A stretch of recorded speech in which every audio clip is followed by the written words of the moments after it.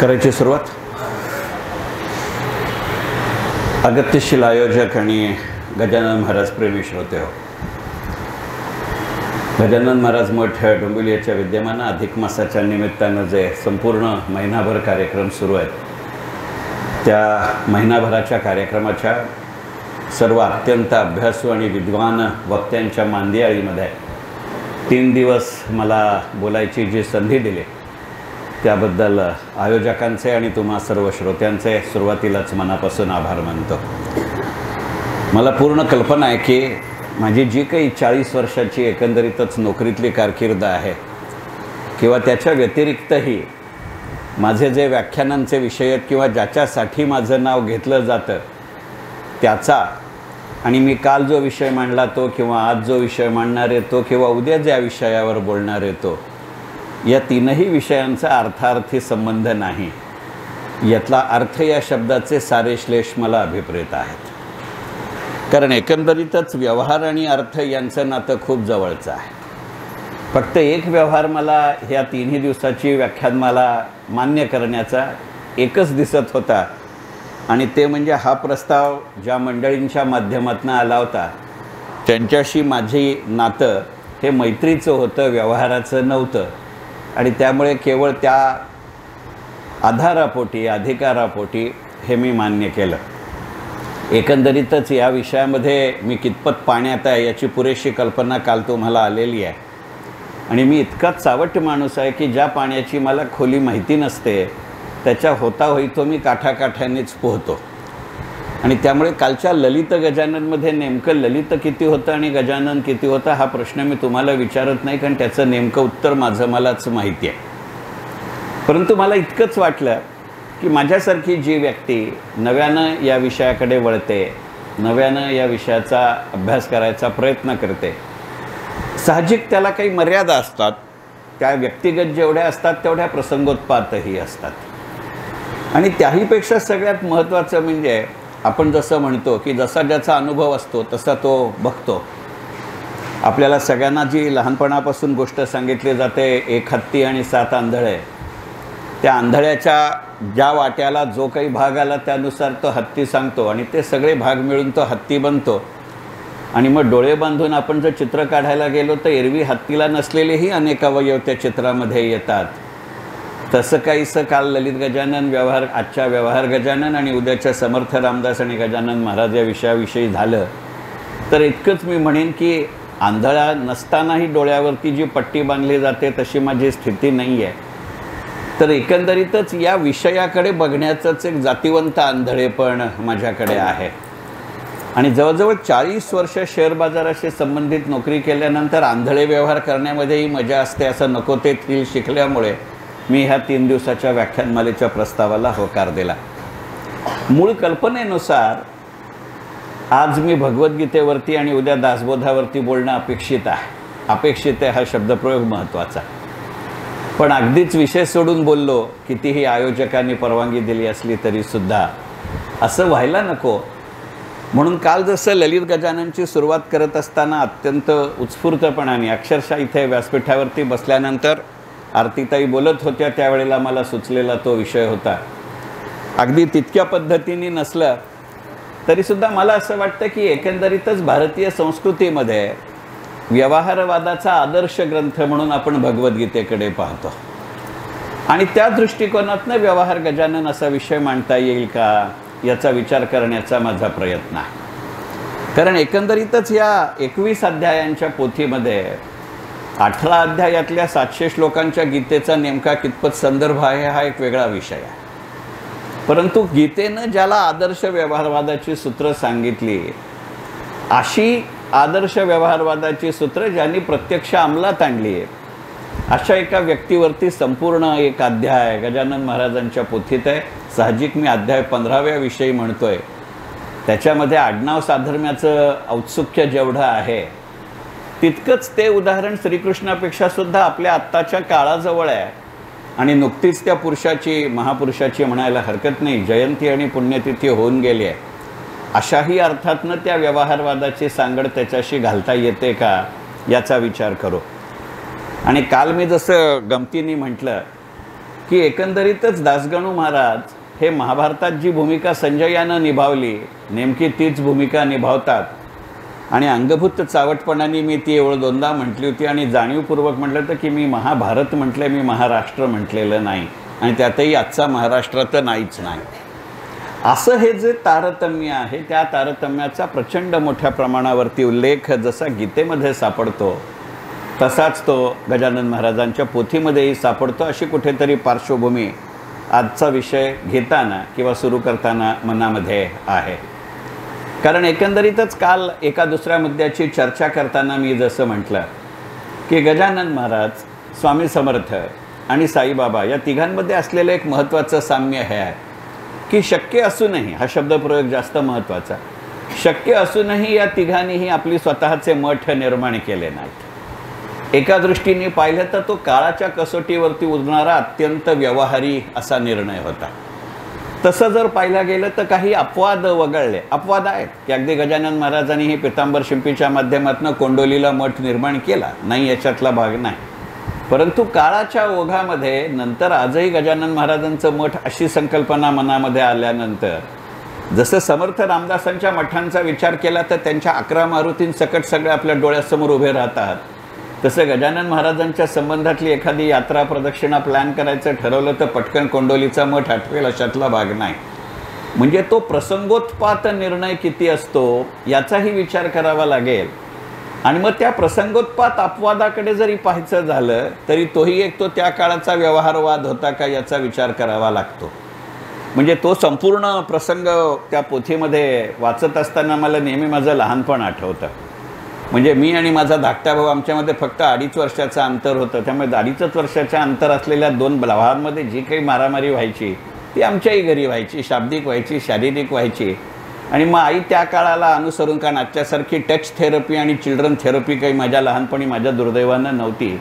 त्यामुळे 2-4 धपाटे खाऊन आई 2 वेगवेगळ्या खोलीत आम्हाला ठेवायची आणि ती म्हणली तुम्हाला बोलावं असं वाटलं की एका जागी या, तोपर्यंत मी काही तुम्हाला येऊ देणार नाही आहे.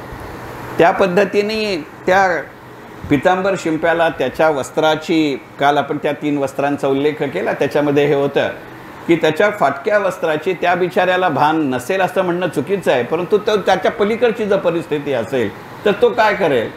त्याला आपणून गजानन महाराजांनी दुपेटा दिला तरीसुद्धा इतरांचा त्याच्यावरती विश्वास बसत नव्हता. आणि त्यामुळे होता होई तो कुठचाही वितंडवाद न घालता एका व्यवहारी दृष्टिकोनातनं एखाद्या कुटुंब प्रमुखाच्या भूमिकेतून गजानन महाराजांनी त्याला कोंडोलीला पाठवलं का असा विचार जेव्हा पहिल्यांदा माझ्या मनामध्ये आला तेव्हापासून व्यवहार गजानन असा विषय कुठेतरी माझ्या मनामध्ये पिंगा घालतोय. अशा प्रसंगाची किंवा अशा पद्धतीची अनेक उदाहरणं आपल्याला वेगवेगळ्या ठिकाणी सापडतात. महाभारताची पार्श्वभूमी असलेलं रत्नाकर मतकरींचं जे आरण्यक नाटक आहे त्या अरण्यक नाटकामध्ये एकंदरीतच विदुराच्या तोंडी असलेली स्वगता आहे ती एकंदरीतच भगवद्गीतेच्या कर्मवादावरती जर चर्चा करतात असं म्हटलं तर तशा अर्थी ते व्यवहारी गीतेचं स्वरूप आहे. लोकमान्य टिळकांचा आणि गीता रहस्याचा जो उल्लेख आहे त्याच्यामध्ये सुद्धा लोकमान्य टिळकांनी जे गीता रहस्य लिहिलं तो कर्मपर किंवा व्यवहारपर गीतेचं उदाहरण आहे असं मानलं जातं. असे अनेक प्रत्यक्ष अप्रत्यक्ष, काही खरे काही बादरायण, अशा संबंधांच्या दृष्टिकोनातून आजचा व्यवहार गजानन मांडता येईल का याचा मी मोकळेपणाने विचार करतो. असा जेव्हा मी विचार करायला जातो त्यावेळेला प्रत्येक मुद्द्यामध्ये जिथे शक्य आहे तिथे तिथे भगवद्गीतेचे काही दाखले देता आले तर देण्याचा माझा प्रयत्न आहे. शक्य आहे असं म्हणण्याची 2 कारणं. कारण मुळात मला संस्कृत येत नाही. मी 10वी SSCच्या पहिल्या बॅचचा विद्यार्थी आहे त्यामुळे मला 1 तासही अधिकृतपणाने कधी संस्कृत नव्हतं. त्यात दुर्दैव असं आहे माझी बायको MA संस्कृत गोल्ड मेडलिस्ट आहे त्यामुळे ती सुसंस्कृत आणि मी असंस्कृत अशी आमचे डिव्हिजन ऑफ लेबर आहे. त्यात होता होईतो आमच्याकडे एक व्यवहारी तत्त्व असं आम्ही पहिल्या दिवसापासून सुरू केलं आणि ते 36 वर्ष पाळतोय की तिला जे येतं त्यात मी जात नाही आणि मला तिला जे येत नाही त्यात ती येत नाही, त्यामुळे ती माझ्या क्षेत्रात येण्याचा प्रश्नच येत नाही. ती इतकी व्यवहारी आहे की ती मला काय येतं हे विचारायलाच येत नाही. आणि त्यामुळे तिला संपूर्ण भगवद्गीता तोंडपाठ आहे. एक तर उच्चार चुकायचे किंवा आचर चुकायचा, त्यामुळे त्या भगवद्गीतेच्या भानगडीतच पडायचं नाही इतका व्यवहार्य निर्णय घेऊन मी आजच्या विषयाकडे बघणार आहे. परंतु हा विषय सुचण्याचं जे पहिलं कारण होतं, अगदी मोकळेपणाने सांगतो की ज्या वेळेला ह्यांना कबूल तर करून बसलो परंतु तेव्हापासून हे आपण काहीतरी गडबड करतोय असं वाटत होतं. आणि नंतरच्या पारायणामध्ये 12व्या अध्यायातली जेव्हा 141वी ओवी वाचली, व्यवहारदृष्ट्या मालकपण येते राजा लागून, त्याचे नाही भूषण तुम्ही प्रयत्न करा जा, त्यावेळेला मी म्हणलं की ही की आहे किंवा हा पासवर्ड आहे. आपल्याला तो प्रसंग पूर्णपणाने माहिती आहे की गजानन महाराज त्यांच्यापैकी कोणाच्याही घरी राहायला तयार होत नाहीत. आणि म्हणून ते असे म्हणतात की जी कोणाच्याही मालकीची नाही अशी सरकारी जागा जर तुम्ही शोधलीत तर तिथे मी मठ करायला तयार आहे.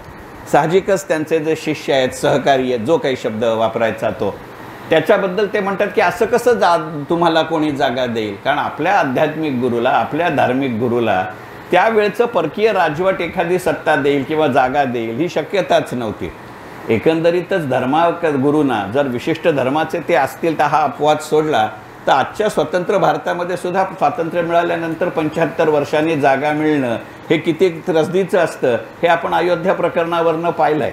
त्यामुळे महाराजांच्या काळामध्ये ती जागा मिळणं हे केवळ अशक्य होतं कारण तेव्हा मुळात आपलं सत्ताच नव्हती. आणि अशा वेळेला त्यांनी हे दिलेलं उदाहरण आहे. आणि मग याचा जर उल्लेख करायचा झाला तर ते आजच्या काळामध्ये किती वेगळ्या अर्थाने लागू पडतं याचा विचार करावा लागेल. साहजिकच माझी संपूर्ण करिअर शेअर बाजारातली गेल्यामुळे मला पहिलं सुचलेलं उदाहरण हे आहे. इथे बसलेली अनेक मंडळी त्याच्याशी सहमत होतील की ज्या ज्या सरकारी मालकीच्या कंपन्या असतात त्याचा जर कागदोपत्री उल्लेख केला तर त्या सगळ्याची शेअर सर्टिफिकेट किंवा कॅपिटल हे आपला जो राष्ट्रपती प्रेसिडेंट ऑफ इंडिया त्याच्या नावाने असतात. याचा अर्थ ती वैयक्तिक मालमत्ता नाही आहे, ती राष्ट्राची मालमत्ता, ती एक्स ऑफिशियो पदसिद्धतेनं त्याच्या नावावर लागते इतकंच. म्हणजे आज मी राष्ट्रपती आहे म्हणून ते प्रेसिडेंट ऑफ इंडिया नावाने ते सगळी शेअर सर्टिफिकेट आहेत.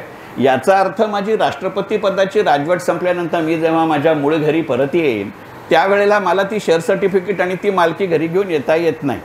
इतका संकेत स्पष्ट आहे की राष्ट्रपती पदाच्या काळामध्ये माझ्या ऑफिशियल अधिकृत भूमिकेमध्ये जी मला सन्मानचिन्ह मिळतात, जी मला मानपत्र मिळतात, ज्या मला इतर गोष्टी मिळतात त्यासुद्धा राष्ट्रपती भवनात सोडूनच यावं लागतं. हा उल्लेख अशासाठी करावा लागतो, आपल्याकडे काही दाखले आहेत की राष्ट्रपती पद सुटल्यानंतर स्त्री सुलभ संकोचानं त्यातल्या अनेक वस्तू महाराष्ट्रात आल्या होत्या. मला कोणाचाही व्यक्तिवाचक उल्लेख करायचा नाही. आपल्याकडे एक असेही मुख्यमंत्री आहेत की मुख्यमंत्री पद सोडताना त्यांनी बाथरूममधल्या तोट्यासुद्धा भरून नेल्या होत्या, परंतु ते त्यांच्या मालकीची गोष्ट नाही आहे. तर अशा दृष्टीने ते व्यवहारदृष्ट्या मालकपण आहे का याचा विचार करावा लागतो. ही गोष्ट अशासाठी महत्त्वाची आहे कारण आजच सकाळपासून हे तिसरं सेशन घेतोय म्हणून नव्हे आणि आधीची 2 सेशन शेअर बाजारातली आहेत म्हणून नव्हे, पण एकंदरीतच निर्गुंतवणुकीकरण करत असताना जी गमतीची गोष्ट असते ते किती तांत्रिक मालकी असते ह्याचं उदाहरण म्हणून सांगतो. आणि म्हणून मला हे व्यवहारदृष्ट्या मालकपण हा शब्दप्रयोग खूप आवडला. आणि त्या दृष्टीने संपूर्ण व्यवहार गजानन मांडायचा माझा पूर्णपणाने विचार आहे की ज्या वेळेला सरकारी कंपन्यांचे शेअर्स डिसइन्व्हेस्ट होतात त्याचं जे पत्र शेअर बाजाराला द्यावं लागतं की आमचं हे एकूण भांडवल आहे त्यातल्या इतके शेअर्स आम्ही बाजारामध्ये उतरवतोय, त्या पत्रावरती सुद्धा प्रेसिडेंट ऑफ इंडियाची सही नसते. म्हणजे ज्याचं नाव शेअर सर्टिफिकेटवरती आहे त्याला हे पत्रावरती सही करण्याचाही अधिकार नाही आहे. ज्या केंद्रीय अर्थ खात्याच्या माध्यमातून हे निर्गुंतवणुकीकरण किंवा डिसइन्व्हेस्टमेंट होत असतं त्या खात्याचा सचिव पत्र लिहितो त्याला तो अधिकार आहे. चुकून प्रेसिडेंटनी पत्र दिलं तर कायद्याच्या दृष्टिकोनातनं शेअर बाजाराला ते मान्य करणं बंधनकारक नाही. इतकं ते व्यवहारदृष्ट्या मालकपण असतं. जाणीवपूर्वक त्या पोथीचे आजचे संदर्भ अशा दृष्टीने मी व्यवहार गजानन मांडणारे हे मोकळेपणाने सांगून टाकतो कारण त्याचे जे काही एक विशिष्ट संदर्भ असतात हे त्या भूमिकेतनं येतात हे आपल्याला लक्षात घेतलं पाहिजे. हे व्यवहारदृष्ट्या मालकपण जे असतं ना ते पाहणं महत्त्वाचं आहे, ते समजून घ्यावं लागतं. म्हणजे सून आली तरी सासूच्या कडोसरीला तिजोऱ्या जर राहत असतील, तिजोरीच्या किल्ल्या जर राहत असतील तर आपण व्यवहारदृष्ट्या मालक आहोत, ऑपरेशनल मालक नाही आहोत हे समजून घेणं क्रमप्राप्त असतं. अशाही अर्थी ते व्यवहारदृष्ट्या मालकपण आहे का याचा विचार करावा लागेल. कारण आजच्या अनेक आर्थिक संकल्पनांचे उल्लेख किंवा उद्गम एका वेगळ्या स्वरूपामध्ये गजानन महाराजांच्या पोथीमध्ये येतात. हा संदर्भ आपण लक्षात घेतला पाहिजे. आता याला लागून असलेली गोष्ट कशी व्यवहारदृष्ट्या मालकपण असतं हे पाहू. असा संदर्भ तुमच्यापैकी कोणाच्या मनात आला नसेल तर माफ करा, मला कोणावरती ही टीका करायची नाही. पण त्या समाजाची जी एक इकॉनॉमीचं स्ट्रक्चर असतं त्याच्यापेक्षा जे वेगळं होतं त्यावेळेला मालक पण व्यवहारदृष्ट्या कोणाचं आहे हे बघावं लागतं. अगदी साधं उदाहरण घ्या. त्या पोथीच्या उत्तरार्धामध्ये, गजानन विजय या पोथीच्या उत्तरार्धामध्ये गजानन महाराजांच्या शेगावच्या मठाची उभारणी करताना आलेला खर्च कसा भरून काढायचा याचे काही उल्लेख आहेत. आणि त्याच्यामध्ये एक उल्लेख असा येतो की ज्यांनी कोणी मदत केली, ज्यांनी कोणी मोठ्या देणग्या दिल्या, ज्यांनी कोणी मोठे स्वाहाकार केले त्यांची नावं दिली आहेत. पण त्याच्यामध्ये सुद्धा बघा गमतीचा भाग आहे. त्यावेळेला गजानन महाराजांच्या दासगणू महाराज असं म्हणले की जी मोजकी नावं आहेत ती देतो, कारण सगळ्यांची नावं द्यायची असली तर ग्रंथ विस्ताराच्या भयास्तव ती मी नावं देत नाही. म्हणजे त्यांचं मालक पण नव्हतं का? होतं, पण ते व्यावहारिकदृष्ट्या बसवणारं नव्हतं म्हणून त्यांचे उल्लेख टाळलेत असा आहे. आणि मग त्या जे जमा झालेले पैसे होते त्यातनं सोपे किती बांधले गेले अमुक त्याचा उल्लेख आहे. पण ते म्हणले काही महत्त्वाची कामं राहिली होती, मग त्याच्याकरता पैसे उभे करण्याचं काम म्हणून मग ते असं म्हणले की त्या शेगावच्या बाजारपेठेमध्ये जे काही कापसाच्या गाड्या येतील त्याच्यावरती अर्धा आणा असा टक्का बसवायला लागेल. माझ्या टिपिकल इकॉनॉमिक्सचा माणूस आहे. काल ओळख करून देताना आरतीताईंनी सांगितलं की 1988 सालपासून मी बजेटवर बोलतोय आणि यंदाच 2023 या वर्षातच नानी पालखेवाल्यांचा रेकॉर्ड मोडला. त्यामुळे कॉलेजला दिलेला एका शब्दाचा व्यवहार संपला असं मी गमतीने म्हणतो. परंतु मग अलीकडच्या काळामध्ये ज्याला आपण सरचार्ज असं म्हणतो ते आणि ह्या गाडीवरती अर्धा आणा टॅक्स बसवणं हे प्रकरण जमण्याजोगं आहे का? कोणाच्या नावाने घेतला तो टॅक्स? महाराजांच्या नावाने घेतला. महाराज तो सोपा बांधत असताना तो पैसा गोळा करत असताना हयात होते का? असले तर त्यांनी सांगितलं होतं का? अशातला भाग नाही. म्हणजे जसं बिल अर्थमंत्री किंवा अर्थसंकल्प अर्थमंत्री मांडतो, संसद ते मंजूर करतं, पण ते गॅझेटमध्ये येण्यासाठी प्रेसिडेंटला मात्र सही करावी लागते. ती सही होईस्तोवर तो गॅझेटमध्ये येत नाही. बरं, तो संमत संसदेने केलेला असतो. आधी लोकसभेत मांडतात, लोकसभेत चर्चा करतात, मग तो राज्यसभेत मांडतात, राज्यसभेत चर्चा करतात. राज्यसभा आणि लोकसभा या दोघांनी पहिल्या राऊंडमध्ये ते संमत केलं की ते पुन्हा लोकसभेत येतं आणि मग ते व्होट ऑन अकाउंट या पद्धतीनं किंवा आवाजी मतदानाने ते केलं जातं. हे सगळी प्रोसेस यांनी केलेली असते. याच्यामध्ये कुठेही राष्ट्रपती इन्व्हॉल्व नाही आहे. पण त्या बिचाऱ्याची सही झाल्याशिवाय काही ते गॅझेटमध्ये येत नाही. जोपर्यंत ते गॅझेटमध्ये येत नाही किंवा नोटिफिकेशन निदान येत नाही, संपूर्ण बजेट द्यायची आवश्यकता नसते, तोपर्यंत बजेटमध्ये तरतूद केलेली असूनसुद्धा, बजेटरी अलोकेशन केलेलं असूनसुद्धा त्याचा एक नवा पैसाही सरकारला कोणाला देता येत नाही. मग या सरचार्जचं गणित अशा व्यवहार गजाननसारखा आहे का याचा विचार करू. या व्यवहारांचा किती वेगवेगळ्या पद्धतीने पोथीमध्ये उल्लेख केला याचं एक काल उदाहरण दिलं आहे की तिथे दिसताना सगळीकडे बाकीच्याकडे 3 फूट मग अंतर दिलं, 3 हा आकडा वारंवार दिला. त्याची 3-4 प्रकारची उदाहरणं काल आपण पाहिली की एकाच चोळीमध्ये 3 शब्द येणं, एकाच देवतेची 3 विशेषणांनी उल्लेख करणं, एकच व्यक्ती वेगवेगळ्या पोथींच्या वेगवेगळ्या अध्यायांमध्ये वेगवेगळ्या ठिकाणी येणं, असे अनेक उल्लेख केले. पण तो जो बंडू तात्याच्या संबंधातला 3 फुटाचा आहे ते व्यावहारिक ज्ञान आहे असं काल मी म्हणलं.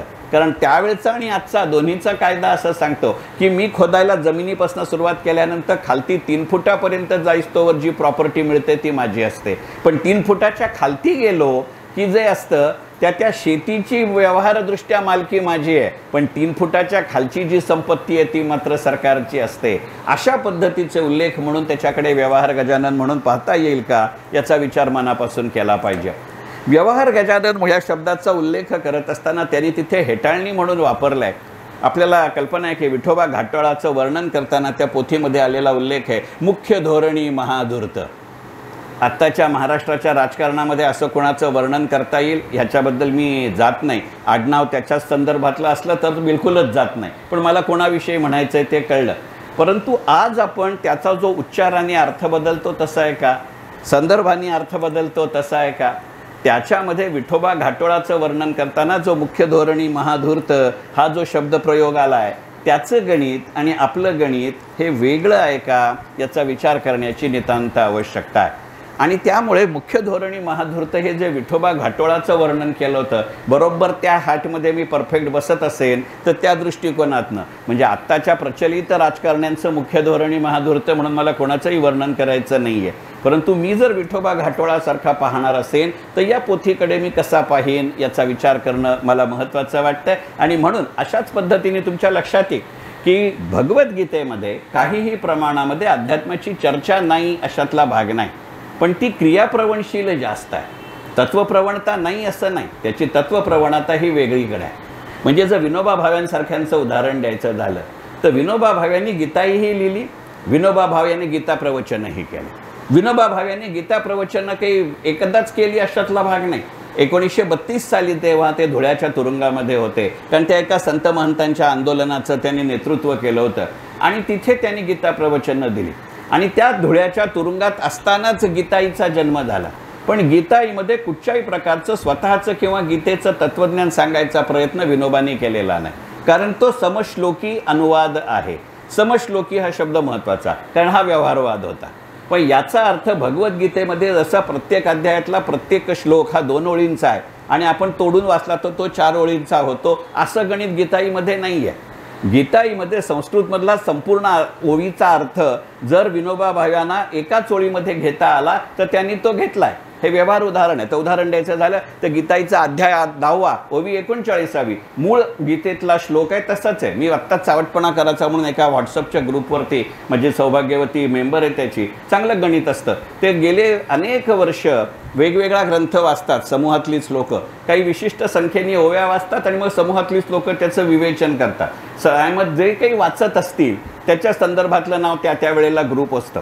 जेव्हा ते दासबोध वाचत होते तेव्हा जाणूया दासबोध म्हणले, सध्या गीताई वाचतात म्हणून गीताई अभ्यास वर्ग म्हणला. बरं ते काय असतं, मी कुठेही कशाही विषयावरती तोंड चालवतो म्हणल्यानंतर ते म्हणले अरे तू गीताईवरती बोलशील का? म्हणलं आपल्या बापाचं काय जाते, अर्धा तासच बरं घरात बसून बोलायचं आहे, बायको त्या निमित्तानं ऐकते, हा एक वेगळा भाग असतो, तो व्यवहारदृष्ट्या मालक असतं, त्यामुळे मी बोललो. आणि मग आत्ता माझ्या यूट्यूबवरती गीताई आणि गीता रहस्य असाही उल्लेख होता, परंतु मी त्याच्यामध्ये येत नाही.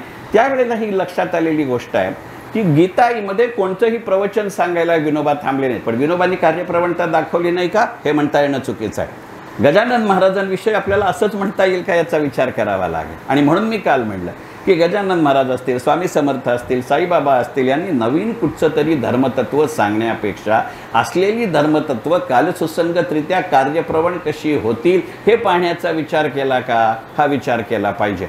आणि या दृष्टिकोनातनं जेव्हा व्यवहार गजाननचा विचार करतो म्हणून मी सरचार्जचा उल्लेख केला, या दृष्टीने आपण व्यवहार गजाननचा विचार करतो म्हणून मी याचा विचार केला. तसा जर विचार करायचा झाला तर एक गोष्ट मनापासून मला जी वाटली आणि ती खरं सांगायचं म्हणजे तुमच्या माझ्यासारख्या सर्वसामान्य माणसासाठी उपयोगाची आहे. काल जसं मी म्हटलं तसं की भागवत आणि गजानन महाराजांची पोथी यातला एक महत्त्वाचा फरक असा आहे की भागवतामध्ये अवतरणिका ही पहिल्या खंडात पहिल्या स्कंधात पहिल्या अध्यायामध्येच येते. त्याच्या विरुद्ध गजानन महाराजांच्या पोथीची जी अवतरणिका आहे ती शेवटच्या अध्यायामध्ये येते. त्या अवतरणिकेच्या मागे पुढे येणारा 21व्या अध्यायातला 69वा जो श्लोक आहे, आय पाहुन खर्च करी दंभाचार कधीना वरी, यातला वरी हा शब्दप्रयोग लक्षात घ्या, तो इंग्लिश वरी नाही आहे. वर्णे हा क्रियापद आपण साधारणपणे एका वेगळ्या संदर्भामध्ये वाचतो आणि ही पोथी जेव्हा सगळ्यात पहिल्यांदा मी वाचली की आय पाहुन खर्च करी दंभाचार कधीना वरी, 2 व्यवहारी अर्थ माझ्या लक्षात आले की सगळ्यात पहिल्यांदा एकाचे 2 हात झाले की खर्चाच्याही 2च्या 4 वाटा होतात का? कधी हौसेनी कधी सक्तीनी असं होतं का? हा एक विचार. परंतु इथे असलेली महिलांची संख्या किंवा मेजॉरिटी पाहू जाता मी त्याच्या पुढं जाऊ इच्छित नाही. परंतु आय पाहुन खर्च करी याचे जे वेगवेगळे दाखले आहेत, हा जेव्हा निष्कर्ष म्हणून येतो त्याची वेगळी सिद्धांत करावी लागत नाहीत, कारण हा काही अर्थशास्त्राचा सिद्धांत नाही. गजानन महाराजांची पोथी हे इकॉनॉमिक्सचं थिअरी नाही. इथे जे अर्थशास्त्राचे विद्यार्थी आहेत त्यांना कल्पना आहे की अर्थशास्त्र कुठचाही सिद्धांत मांडताना कुठचीही थिअरी मांडताना अनेक गोष्टी गृहीत धरतं. हे 1 2 3 4 5 असं असतं, मग त्याच्यावरती ते तर्कसंगतता देतात आणि निष्कर्षाला येतात. तशा पद्धतीने गजानन महाराजांची पोथी मांडलेली नाही.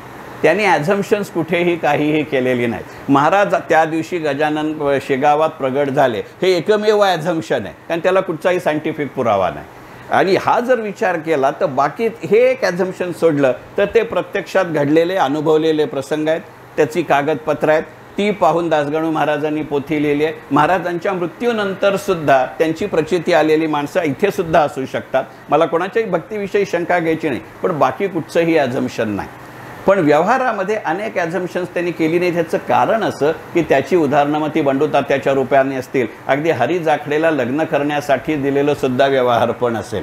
महाराज शांतपणाने म्हणू शकले असते की नाही की अरे बाबा, माझ्याकडे येणारी माणसं जी साधक माणसं असतात ती प्रपंचापासून दूर जाण्यासाठी येतात.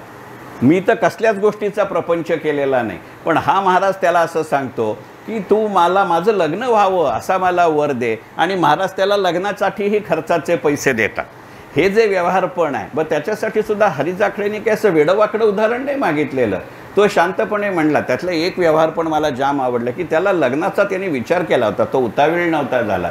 त्यांनी बायकोची जे काही प्रिस्क्रिप्शन दिली आहेत त्यातलं एक फार गमतीचं प्रिस्क्रिप्शन आहे, आणि इतक्या मोकळेपणाने दासगणू महाराजांनी त्या पोथीत लिहिल्याबद्दल आम्ही सर्व पुरुष जमातींनी त्यांचे आभार मानले पाहिजेत. कारण इतकं स्पष्ट शब्दात सांगायचं, लग्नाला 36 वर्ष झाल्यानंतरही माझ्यात धाडस नाही.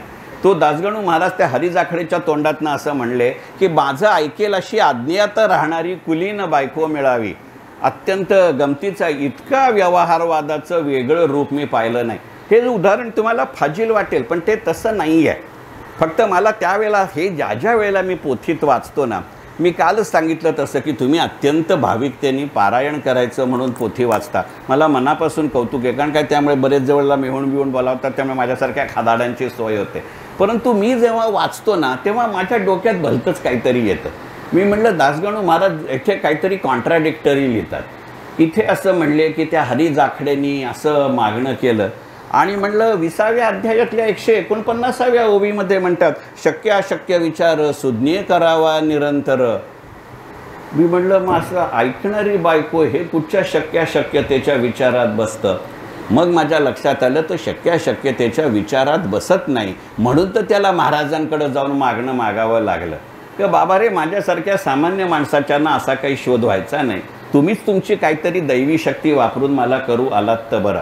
हा मिस्किलतेचा किंवा फाजीलपणाचा भाग सोडूया, कारण मी फार गंभीरपणानं कुठच्याच विषयावर बोलू शकत नाही. हा माझा मोठा प्रॉब्लेम आहे. इथे मला विचार करायचा आहे की शक्याशक्यतेचा विचार असं म्हणताना ती गोष्ट मांडतानाही दासगणू महाराजांनी त्याचा विचार केला आहे.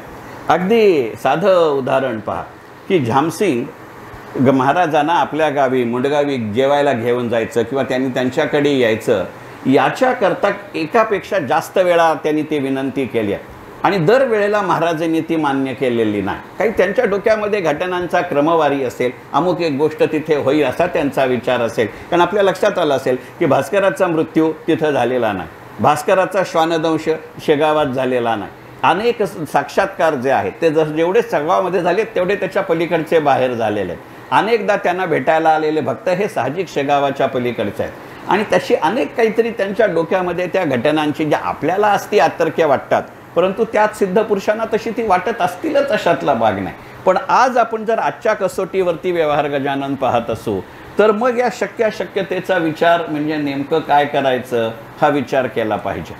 आणि तो शक्याशक्यतेचा विचार कसा करता येतो याची उत्कृष्ट उदाहरण म्हणून अध्याय 15वा पाहता येतो का हे मला राहून वाटतं. म्हणजे व्यवहार गजानन घ्यायचं कारण तो अध्याय 15वा हे खूप मोठ्या प्रमाणावरती, आणि म्हणून मी म्हणलं की या जो कर्मण्यवाधिकार रस्तेवाला जो एक अत्यंत कर्मशील अध्यायाचा जो पुरुष आहे, म्हणून लोकमान्य टिळकांवरती तो पूर्ण अध्याय लिहिला जातो का हा विचार करू. मला पूर्ण कल्पना आहे की गजानन महाराजांनी पोथी लिहिलेली नाही. गजानन महाराजांवरची पोथी दासगणू महाराजांनी लिहिली असेल, परंतु जेव्हा दासगणू महाराजही असं म्हणतात की मी फक्त लेखनिकाचं काम केलं आहे, डोकं माझं नाही, म्हणजे मग इथे दासगणू महाराज संजयाच्या पलीकडं जाऊन एका गणपतीच्या भूमिकेमध्ये जातात का ह्याचा विचार त्यांनी करावा. मग अशा दृष्टीनं जर विचार केला तर इथे 2 मला उदाहरणं द्यावीशी वाटतात. मग असा जो झामसिंगाचा उल्लेख केला होता म्हणून मला तो शक्याशक्यतेचा विचार म्हटला की अशी जेव्हा त्याची आवश्यकता पटवावी लागते त्यावेळेला बघा की किती व्यवहारवादानी ही गणितं लिहिलेली आहेत की तुमच्या असं लक्षामध्ये येईल की काल जाणीवपूर्वक हा मुद्दा मांडला नव्हता. म्हणजे 2दा मी त्या मुद्द्यापर्यंत आलो, पण स्वतःला आवरलं की आज मांडायचं नाही. ते 3 दिवस बोलायचं हे गणित डोक्यात असलं की तेवढा बंचुकेपणा कदाचित येत असावा. त्याचं खरं कारण असं होतं की पहा 2 ते 3 वेळेला तुमच्या असं लक्षामध्ये येईल की झामसिंगांनी जेव्हा बोलावलं होतं त्यावेळेला महाराज जेव्हा गेले प्रत्यक्षामध्ये तर त्याच दिवशी त्याला तो भंडारा घालायचा होता. एका अर्ध्या तयारीवरती महाराज असं म्हटले की आज नको घालू, आज तुटकी तिथी आहे. तर तो म्हणतो की नाही, पण मी ऑलरेडी तयारी झाली आहे, लोक आशेनी आली आहेत. तर त्याच्यावरती महाराज असं म्हणले की तुम्हा प्रापंचिकांना सारखं असं वाटतं की आपल्या मनासारखं व्हावं, ते होत नाही. शक्य अशक्यतेचा विचार. आणि म्हणून त्यांनी केलेलं पुढचं उदाहरण आहे की शक्य अशक्य विचार सुज्ञ करावा निरंतर, उगीच पुल सागरावर बांधावया जाऊ नये. अध्याय 20 ओवी 149. हे इथे कागदावरती लिहिलं आहे म्हणून सांगितलं, अदरवाईज माझी काही एवढी तोंडपाठ नाही. जर आपण व्यवहारवादानं सांगून टाकावं हे बरं. उद्या बाहेर गेल्यावर कोणीतरी विचारलं आणि हातात कागद नसला आणि माझ्या ओवीचा संदर्भ चुकला तर पंचायत व्हायची. त्या शक्य अशक्यतेचा आत्ताच विचार करून ठेवतो. त्यावेळेला पहा केलेली वर्णन आहेत की तो रामसिंग सांगतो की तसं नको, महाराज त्याचं ऐकत नाहीत. मग तो शेवटी पाऊस पडायला लागतो आणि मग तो म्हणतो हा पाऊस थांबवा, उद्या लोक म्हणतील. लोक काय म्हणतील? शक्य अशक्यतेचा विचार. तो म्हणेल या झामसिंगाला पुण्य गोळा करायचं तर ते आमच्या शेतीचं नुकसान झालं. मग ते विनंती करतात. हे जे सगळे प्रकार आहेत, त्याच वेळेला नंतरच्या श्राद्धाच्या वेळेला तिथल्या कावळ्यांना ते येऊ नका असं म्हणले. आणि मग महाराजांनी ते काय दासगणू महाराज म्हणतात ना, दासगणू महाराज मला इथे अभिप्रेत आहेत, ते शांतपणे असं म्हणले की तिथे असलेल्या कुटाळांनी चर्चा केली की महाराज तर सांगितलं कावळ्यांना तुम्ही येऊ नका म्हणून, परंतु हे असं कावळ्यांना येऊ नका असं सांगणं, ही मागणी अस्थानीय का निरर्थक आहे? मला वाटतं शक्य अशक्यतेचा विचार करत असताना सुज्ञ करावा निरंतर, ते दोन वेगवेगळ्या ठिकाणी आलेले हे उल्लेख आहे. त्याची मला कल्पना आहे की अस्थानिका निरर्थक हा 11व्या अध्यायात 150व्या ओवीमध्ये येतो. शक्य अशक्य विचार हा 20व्या अध्यायामध्ये 149व्या ओवीमध्ये येतो. पण तो शक्य अशक्यतेचा विचार म्हणजे आपण जो विचार करतोय तो अस्थानीय का योग्य स्थानीय आहे, निरर्थक आहे का सार्थक आहे, असं एकत्र बांधणं, याला व्यवहार गजानन म्हणता येईल का? याचं उत्तर हो असं आहे. आणि हे मला का सुचलं किंवा हे सुचल्यानंतर मला का वाटलं हेही तितक्याच मोकळेपणाने सांगून टाकतो. पहा, मी काल म्हटलं तसं की या प्रत्येक अध्यायाच्या बांधणीचं एक वैशिष्ट्य आहे. ते साधारणपणे ललित साहित्यामध्ये असतंच की ललित साहित्याला एक नायक असतो. गजानन महाराजांच्या पोथीला आहे गजानन महाराज. ललित साहित्याला एक नायिका असते. गजानन महाराजांच्या पोथीची नायिका महाराजांची तत्वप्रणाली किंवा कार्यप्रणाली असं असू शकतं. प्रत्येक ललित साहित्यामध्ये, मग तो सिनेमा असू दे, नाटक असू दे, कादंबरी असू दे, जसा नायक असतो, नायिका असते, तसा एक खलनायक असतो. मग या पोथीचा जर विचार करायचा झाला तर तुमचे माझे विचार, तुमचे माझे समज गैरसमज, त्या काळच्या तात्कालीन सामाजिक रूढी या खलनायकासारख्या वागतात का, याचा विचार करणं हा व्यवहार गजानन होईल का? आणि मला असं वाटतं हो. आणि मग या पार्श्वभूमीवरती जसं ललित साहित्याचा त्याचा एक आकृतीबंध असतो, व्यवहाराचा त्याचा एक आकृतीबंध असतो. आपण त्या व्यवहाराच्या चाकोरीबद्धतेच्या पलीकडे येऊ शकत नाही आणि म्हणून मग आपण आपलं समर्थन करतो की प्रॅक्टिस मेक्स मॅन परफेक्ट. पण मी जर चुकीच्याच गोष्टीची प्रॅक्टिस करत राहणार असेल तर ती कितीही प्रॅक्टिस केली म्हणून मी काही परफेक्ट होणार नाही. ती चूक आहे, त्यातनं बाहेर यायची मी प्रॅक्टिस केली तरच मी परफेक्ट होईन. सायकलचा हे गणित कसं आहे की तिथे अस्थानिका निरर्थक असं आहे. म्हणजे आता आपल्या दैनंदिन जीवनामध्ये आपण दूध तापवतो. दूध तापवताना दूध उतू जायची शक्यता जास्त असते. पण म्हणून जर उद्या एखादा म्हणला की दूध उतू जायची शक्यता आहे ना, म्हणून दूध तापवूच नका, मी पुढं जात नाही, कारण माझं स्वयंपाकघरातली अक्कल बेताची आहे. कारण मला इथे 2 तास बोलीन, नंतर आता 22 तास मला घरीच राहायचं आहे, कारण उद्या फक्त 2 तासच इथं बोलायचं आहे, तेही कदाचित कमी वेळ बोलू शकेन.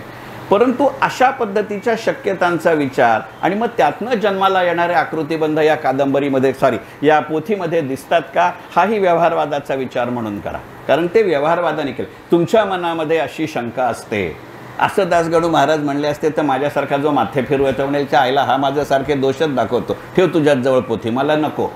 तसं नाही करत. त्यामुळे दासगणू महाराजांचा जर आपण 21च्या 21 अध्याय पाहिले तर या पोथीमध्ये एक पॅटर्न आहे. हा त्यांचा व्यवहारवाद आहे का अध्यात्माचा व्यवहारवाद आहे मला माहिती नाही. काय शेवटी विचार पोचणं महत्त्वाचं आहे. त्याच्याकरता शैली तंत्रमंत्र कसं वापरायचं हा प्रश्न आहे. या पोथीची जर तुम्ही सुरुवात पाहिली तर प्रत्येक अध्यायाची सुरुवात एका विशिष्ट शब्दाने होते, ती तुम्हाला सगळ्यांना कल्पना आहे.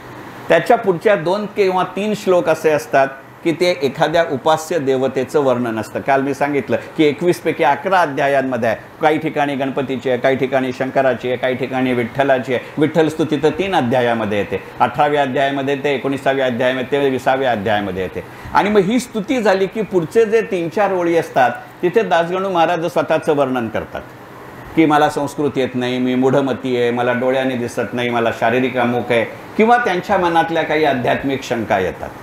जसजसं ही पोथी जास्तीत जास्त वेळा वाचायला गेलो तेव्हा माझ्या असं लक्षात आलं की दासगणू महाराज हे स्वतःच्या नावावरती ते खपवत आहेत, तुम्हाला आणि मला वाईट वाटू नये म्हणून.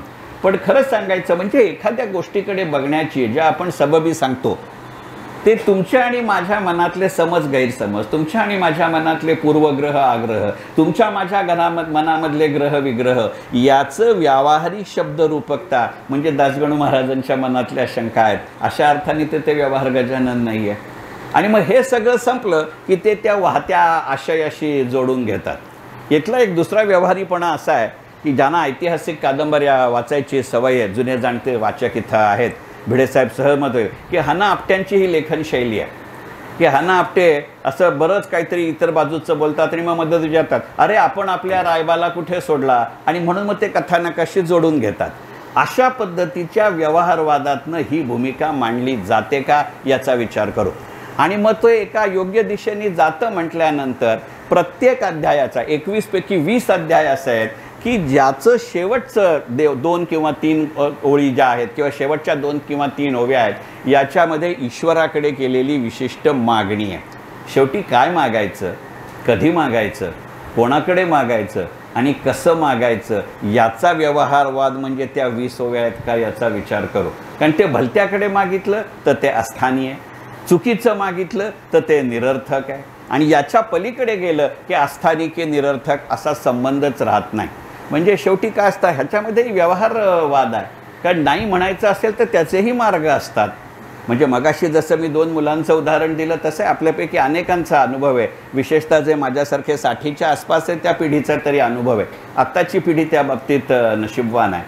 माझ्या लहानपणी एखादी गोष्ट जर मागायची असेल तर खरं सांगायचं म्हणजे वडिलांकडे मागणं सोयीचं होतं, कारण ती मिळण्याची शक्यता जास्त होती. पण वडील आमच्या वाट्यालाच यायचे नाहीत, कारण प्रत्येकाच्याच घरातली ती परिस्थिती होती. मग आईकडे मागावं लागायचं. आणि आपल्या सगळ्यांच्या आया लई भन्नाट होत्या, म्हणून अर्थात आपण या स्थानावरती आलो ही गोष्ट खरीच. ते सांगायचे आई वडील बाबा आले की विचारून सांगते. बाबा दुसऱ्या दिवशी ऑफिसला जाईस्तोवर आई हा विषयच बाबांशीही काढायची नाही, आपल्याशीही काढायची नव्हती. बरं आईनं विषय काढला नाही म्हणून आपण आईपुढे हे सांगायला जायची हिंमतच नव्हती. बाबा ऑफिसला जायला बाहेर पडले की आई सांगायची तुम्ही झोपल्यानंतर मी बाबांशी बोलले परंतु बाबा नाही म्हणले. आता यात अस्थानी कोण आणि निरर्थक कोण हे तुम्ही ठरवा. असाही व्यवहारवाद असतो का याचा विचार करू. जाणीवपूर्वक हे उदाहरण दिलं. याचं कारण असं की काल बोलल्यानंतर एक कमेंट अशी आली आणि श्रोत्यांचाही विचार जर केला नाही तर का माझं विवेचन अस्थानी का निरर्थक हा प्रश्न विचारत मला घरी जावं लागेल. आणि मी तेवढा जातिवंत हलकट वक्ता आहे. एक जी माझ्या लहानपणापासून मला ओळखते अशी काल श्रोता होती, ती म्हणली जरा आपल्या दररोजच्या जीवनातली उदाहरण दे ना, एकदम साहित्यशास्त्रामध्ये वगैरे जाऊ नको, कारण मी BA विथ मराठी असले तरी फार वर्ष झालेत, आता माझा मुलगा इंजिनियर होऊन गेला आणि त्यामुळे ही जे चुकीच्या कल्पना असतात त्या डोक्यामध्ये जात नाहीत. हा जर विचार असेल तर एक महत्त्वाचा विचार करावा लागतो.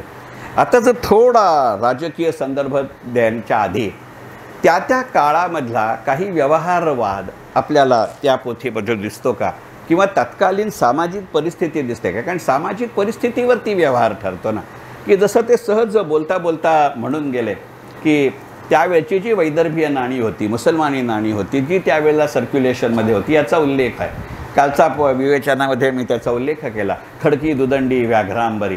पण ते तिथे सांगायला विसरत नाहीत की आता ती नाणी चलनामध्ये नाही आहेत, त्यावेळेला होती. हे ज्या वेळेला मी वाचतो ना ते एकदा नेमकं आत्ता असं झालं की एकदा डिमॉनिटायझेशन झालं तेव्हा मी ही पोथी वाचत होतो आणि अगदी अलीकडच्या काळामध्ये 2000 रुपयाची नोट काढून घेतली त्याही दिवशी मी ती पोथी वाचत होतो. आणि त्यामुळे ते खडकू दुदंडी व्याघ्रांबरी ही गणितं पुष्कळ झाली. आणि मग त्यावेळेला महाराज असं म्हणले की जी काही चालणारी चलनं आहेत ती द्या बाबा. आणि म्हणून तुमच्या अनेक अध्यायांमध्ये आहे की ते ठीक आहे, ते भाकरी वगैरे दिली, ते माळणीकडनं आणून दिलीस, परंतु आता काय जरी सुपारी बिपारी काढलीस तर बरं होईल, कारण ते चालणारं नाणं आहे. म्हणजे आपण काय मागायचं असाही व्यवहारवाद असतो का याचा विचार केला पाहिजे. पण त्यावेळेला इतक्या मोकळेपणाने वेगळ्या समाजाच्या ठिकाणी सुपारी खायला हरकत नव्हती असा त्याचा व्यवहार्य अर्थ आहे का मला माहिती नाही. आणि त्यावेळेला सुपारी देणं हे सन्मानाचं गणित होतं, तो व्यवहार होता. ज्याला आपण बयाणा दिला असं म्हटलं जायचं त्याच्यासाठी सुपारी आहे.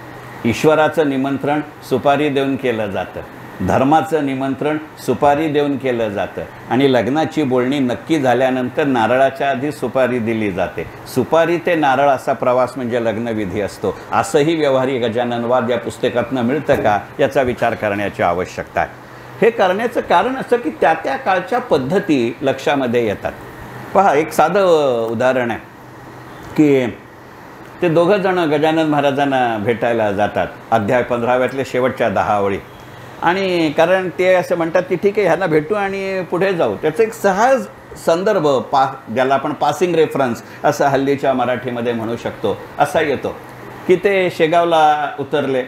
त्यावेळेला काय आजच्यासारखी हॉटेल्स किंवा भक्तनिवास वगैरे असण्याची शक्यता नाही. आनंद सागर सुरू होतं की नाही मला माहिती नाही, परंतु माझ्या माहितीनुसार नव्हतं, कारण त्यावेळेला मोठ्याच अस्तित्वात आलेला नव्हता. तर ते सहजपणाने असं म्हणले की त्या दोघांनी त्यांच्याकडच्या ज्या बॅगा होत्या त्या पोस्टमास्तरच्या दारी ठेवल्या आणि मग ते पुढे गेले. जे माझ्यासारखे कोकणातली मंडळी आहेत त्यांना हा संदर्भ वाचल्यानंतर मला माहिती नाही, पण केदार सहमत होईल, कारण केदार कोकणातला आहे माझ्यासारखा. कोकणस्थ म्हणत नाही, पुन्हा त्याला वेगळा संदर्भ येईल, कोकणातला आहे. तर आमच्याकडं ते पूर्वीच्या काळी रात्री बस यायची, ती तिथं राहायची, त्याला वस्तीची बस असं म्हटलं जायचं. आणि त्या वस्तीच्या बसमधनं टपाल आणलं जायचं आणि त्या वस्तीच्या बसच्या ड्रायव्हर आणि कंडक्टरवरती एक विशिष्ट जबाबदारी असायची. तिथल्या त्या डाकसेवकाकडे, ग्रामसेवकाकडेही असायची. तो पोस्ट मास्तर असा जरी शब्द असला ना, व्यवहार गजानन कसं असतं याचा विचार करू, कारण ते आता वेगळ्या संदर्भामध्ये जास्त रेलेव्हंट होणार आहे याचा विचार करूया. की त्यावेळेला आजच्या इतके मोबाईल्स वगैरे नव्हते, फोन वगैरे नव्हते, हॉटेल्स वगैरे नव्हती. तर त्या ज्या वस्तीच्या बसेस होत्या किंवा पोस्ट मास्तर होता त्याच्यावरती ती जबाबदारी होती की तिथे सामान ठेवायचं. म्हणजे जसं आता रेल्वेमध्ये आपल्या वेटिंग रूम असतात किंवा मोठ्या मोठ्या हॉटेल्समध्ये लॉकरूम असतात, त्याचं लॉकरूमचं किंवा क्लोकरूमचं काम हे पोस्टमास्तर करत होता का याचा विचार करू. हे सांगण्याचं कारण असं आहे की आता ज्या वेळेला आपल्या देशातलं बँकिंग एका वेगळ्या पद्धतीने बदलतं आहे. तुमच्यापैकी अनेकांना कल्पना आहे की खरं सांगायचं म्हणजे आपल्या एकूण देशाच्या बँकिंग आजच्या बँकिंग सेवेच्या दृष्टिकोनातून की जाता जाता हे संदर्भ सापडतात, पण आपल्या देशाच्या तत्कालीन समाजव्यवस्थेमध्ये पोस्टमास्तर हा केवळ त्याचं पोस्त्र गोळा करणं किंवा त्या दिवसाची अथॉरिटी देणं एवढ्या पुरेसं नव्हतं. हल्लीच्या भाषेत बोलायचं म्हणजे बहुतांश ठिकाणी तो वन मॅन शो होता. म्हणजे पत्र रिसीव्ह करणं, पत्र वाटणं, वेळ आली तर पत्र वाचून दाखवणं, वेळ आली तर पत्र लिहून देणं, या सगळ्या कामाची जबाबदारी होतीच. पुढे जसजशी दळणवळणाची साधनं जोडली गेली त्यावेळेला त्या तत्कालीन पोस्टमास्टरवरती जबाबदारी येत आहे. तेवढ्याकरता बघा अनेक रेल्वे गाड्यांचं जुनं वर्णन, ज्याला हल्ली आपण पॅसेंजर ट्रेन्स असं म्हणतो, त्याचं मूळ रेल्वे ॲक्टमधलं वर्णन कार्गो अँड पोस्टेज ट्रेन्स असं आहे. म्हणजे ती दळणवळणाची साधनं होती का? आज याचा विचार अशासाठी करायला हवा की आपल्यापैकी अनेकांचे पोस्टाचे जे काही अनुभव असतील, मी त्याच्यामध्ये आत्ता जात नाही कारण तो आजचा विषय नाही, कारण मी काही अर्थशास्त्रावरती बोलत नाही आहे, परंतु आपल्यापैकी अनेकांना कल्पना असेल की आपल्या स्वतंत्र भारतानंतरच्या काळामध्ये सुद्धा की ते पोस्टमास्तर हे पद कसं वेगळ्या पद्धतीचं आहे ते पहा. काही पद्धतीचं काउन्सेलिंग तिथे होत असेल का याचा विचार करण्याची नितांत आवश्यकता आहे. आजही बहुतांश समाज असा आहे, मेट्रोच्या पलीकडे गेलं तर, ज्यांचा सरकारी योजनांवरती जास्त भर आहे. आज त्यांचे व्याजाचे दर इतके कमी होत असताना सुद्धा इंडियन पोस्टाकडे असलेल्या ज्या ॲसेट अंडर मॅनेजमेंट आहेत त्याची एकत्रित रक्कम आपल्या सगळ्या बँकिंग सेक्टरनी इन्व्हेस्ट केलेल्या, म्हणजे ह्या संपूर्ण बँकिंग सेक्टर म्हणताना सरकारी बँका, खाजगी बँका, विदेशी बँका, सहकारी बँका आणि सहकारी पतसंस्था यांच्या एकत्रित बेरजेच्या 17 पट रक्कम इंडियन पोस्ट सांभाळतं. आणि त्यामुळे तुमच्या लक्षात आलं असेल की आता इंडियन पोस्टाने जेव्हा इंडियन पोस्टल पेमेंट बँक आलं तर त्या इंडियन पोस्टल पेमेंट बँकेचे ज्या पद्धतीच्या शाखा आहेत तर इंडियन पोस्टल पेमेंट बँकेच्या शाखा फक्त 17 आहेत. आणि ज्या वेळेला ह्या फक्त 17 शाखा उघडल्या आणि तो ॲक्ट जेव्हा पास झाला तेव्हा संसदेमध्ये याच्यावरती चर्चा झाली आणि विरोधी पक्षाकडनं असं प्रश्न विचारला गेला की अहो या बँकांच्या इतक्या शाखा आहेत, त्याच्यापुढे ह्या 17 बँका हे कशा पद्धतीने गणित करणार. त्यावेळेला सरकारनं दिलेलं उत्तर आहे, आणि माझ्या व्यावसायिक भूमिकेमध्ये तुमच्यापैकी अनेकांना कल्पना आहे की निवृत्त व्हायच्या आधीची 10 वर्ष मी नॅशनल पेन्शन सिस्टम म्हणजे NPSचा नॅशनल इन्चार्ज होतो. त्यामुळे इंडियन पोस्ट आणि इंडियन पोस्टल पेमेंट बँकेशी माझा जवळचा संबंध आहे. त्यावेळेला सरकारने सांगितलेलं उत्तर होतं, तुम्ही फक्त 17 अधिकृत शाखांचा विचार का करताय? आमच्या इंडियन पोस्टाची जी ऑफिसेस आहेत ती फक्त एक त्यावेळेला दिलेला आकडेवारी आहे. आणि काय असतं, अर्थशास्त्र आणि गुंतवणूकशास्त्राचा विद्यार्थी असल्यामुळे नको ती आकडेवारी बरोबर लक्षात राहते. व्यवहार गजानन वापरायचं म्हणून बायकोचा आणि लग्नाचा वाढदिवस सोयीस्करपणे मी विसरलो तरी हा आकडेवारी विसरत नाही. तर त्यावेळेला सरकारने साधारणपणे 11 वर्षापूर्वी दिलेलं उत्तर आहे की फक्त 17 ब्रँचेस असल्या तरी 1,67,364 इंडियन ठिकाणी इंडियन पोस्टाची ऑफिसेस आहेत. आणि त्यावेळेला फक्त 16,74,000 ग्रामीण डाकसेवक आहेत. म्हणजे त्यावेळेच्या, आता पोस्टमास्टरच्या घरी सामान ठेवलं, पोस्टमास्टरला विचारलं महाराज केव्हा असतात, हे जे संदर्भ आहेत ते किती कम्युनिकेशन सेंटरचं उदाहरण आहे हे आपण व्यवहार गजानन म्हणून पाहणार की नाही. म्हणजे केवळ संपर्काची यांत्रिकता असून भागत नाही, संपर्काची तिथे असलेली प्रत्यक्ष व्यक्ती दिसतावी लागते. एक साधं उदाहरण पाहू ना, की आत्ता जो एक सर्वसाधारण वयोगट इथं आहे, आपण एखादं नवीन तंत्रज्ञान कशा पद्धतीने स्वीकारतो. मी काल म्हटलं तसं की एखादी व्यक्ती म्हणून आधी मान्य व्हावी लागते, तर ती काय सांगते हे विचार आपण ऐकायला तयार होतो. ती व्यक्तीच मान्य नसेल, आत्ताच्या अनेक राजकारण्यांविषयी आपली काही भूमिका वेगळी नाही आहे. कारण आता काही पेपर उघडावा लागत नाही. लोकसत्ता एखादी बातमी कसं सांगेल, महाराष्ट्र टाइम्स कसं सांगेल, ABP माझा कसं सांगेल, G24 कसं सांगेल, अर्णव गोस्वामी कसं सांगेल, हे माहिती असतं. कारण तो मनुष्य त्या मेकॅनोच्या किंवा त्या पिजन होलमध्ये आपण बसवलेला आहे. तर पोस्टमास्टर हा विश्वासार्हतेच्या पिजन होलमध्ये बसवलेली व्यक्ती आहे का, या दृष्टीनं व्यवहार गजानन म्हणून त्याच्याकडे पहा आणि याचं उत्तर होकारार्थी आहे. आणि मग आज मी तिला हे का सांगितलं पाहिजे, का व्यवहार गजानन आहे. तुम्ही परवा वाचलं असेल की आता रिलायन्समधनं रिलायन्स जिओ ही कंपनी बाहेर पडणार आहे. आणि रिलायन्स जिओ बाहेर पडताना रिलायन्सच्या आत्ताच्या AGMमध्ये मुकेश अंबानींनी असं सांगितलं की रिलायन्स फार मोठ्या प्रमाणावरती विचार करत आहे की पोस्टाच्या माध्यमातून जिओची नेटवर्क आणि बँडविड्थ विकता येईल का. मग एवढ्याकरता आधीच्या काळामध्ये BSNLचं नेटवर्क स्ट्रॉंग असतानासुद्धा पोस्टात मागायला गेलं तर BSNL नेटवर्क देत नव्हतं का. म्हणजे ती व्यक्ती ॲक्सेप्टेबल होईल माहिती, म्हणजे तुझी विश्वासार्हता आणि माझं प्रॉडक्ट, मग ते सरकारपेक्षा खाजगीचं देता येतं, याला व्यवहार गजानन म्हणायचं का. ते बघा, शक्य अशक्यतेचा विचार सुज्ञ करावा निरंतर. ते म्हणले नव्यानं कशाला माझी स्वतःची व्यवस्था निर्माण करू. असे जे विचार आहे हे त्या वेळच्या समाज व्यवस्थेचं लक्षण देतात का, याचा विचार केला पाहिजे. आणि म्हणून तत्व त्या पुस्तकातलं, पण उदाहरणं आजची, असं काही पद्धतीनं आजचं विवेचन करता येईल का, असा जेव्हा मी विचार करतो. कारण हे पुस्तक वाचत असताना, ही पोथी वाचत असताना मला काही काही वेळेला असे गमतीचे विचार सुचतात आणि ते मांडता यावेत म्हणूनच भगवद्गीता असं एक स्ट्रेट जॅकेटेड एन्व्हलप घ्यायच्या ऐवजी शेवटी ही जे सगळे ग्रंथ आहेत ते मी कसं ॲडॉप्ट करीन याच्यावरती आहे की नाही. अन्यथा जसं गीताईमध्ये विनोबा भावे म्हणले तशातला भाग होईल की नाही. की विनोबा भाव्यांनी एका ठिकाणी वर्णन करताना असं म्हणलंय, भासे न शेंडा न बुडखा न खांदा. तसं ही पोथी का होत नाही, कारण ती आपल्या नकळत आपण मनामध्ये त्याचे कुठेतरी संदर्भ जोडत असतो का, याचा विचार करण्याची आवश्यकता आहे. आणि मग त्या वेळेला जशा काही घटना घडल्या असतील तसतसं ते प्रतिबिंब किंवा पाण्यातले थेंब आपल्याला दिसतात का, हे पाहण्याचा विचार केला पाहिजे. तसंच एक गमतीचं उदाहरण देतो आणि पुढे जातो. बघा, दोनदा त्याच्यामध्ये संदर्भ येतो. त्यातल्या 16व्या अध्यायातल्या 76व्या ओवीमध्ये पोथीत असं म्हटलंय, पूर्ण सत्य वाचून मनोरथ होती ना पूर्ण. राजकीय टीका टिप्पणी मला करायची नाही, पण आजच्या काळामध्ये महाराष्ट्र पुरेसा विचार करायचा झाला तरी 1 आला, 2 आले, 3 आले, हे जे काही गणित चालू आहेत ते पूर्ण सत्य वाचून मनोरथ ना होती पूर्ण असं गणित आहे का. किंवा जर दुसरा विचार करायचा झाला की त्याच्यासाठी, कारण बघा काही ठिकाणी असं म्हणलं आहे की गैरहजर ते दुर्दैवी, असाही संदर्भ आहे. मी जाणीवपूर्वक ओवीचा संदर्भ देणार नाही कारण तो वेगळ्या ठिकाणी आहे. पूर्ण सत्य वाचून हा संदर्भ वेगळ्या ठिकाणी आहे. पण हे जर दोन एका ठिकाणी आणलं तर अगदी अलीकडच्या काळातली राजकारणातली गोष्ट आठवते का याचा विचार करू. ती जरा आधीच्या काळातली असल्यामुळे आता तटस्थपणाने त्याच्याकडे पाहता येणं शक्य आहे.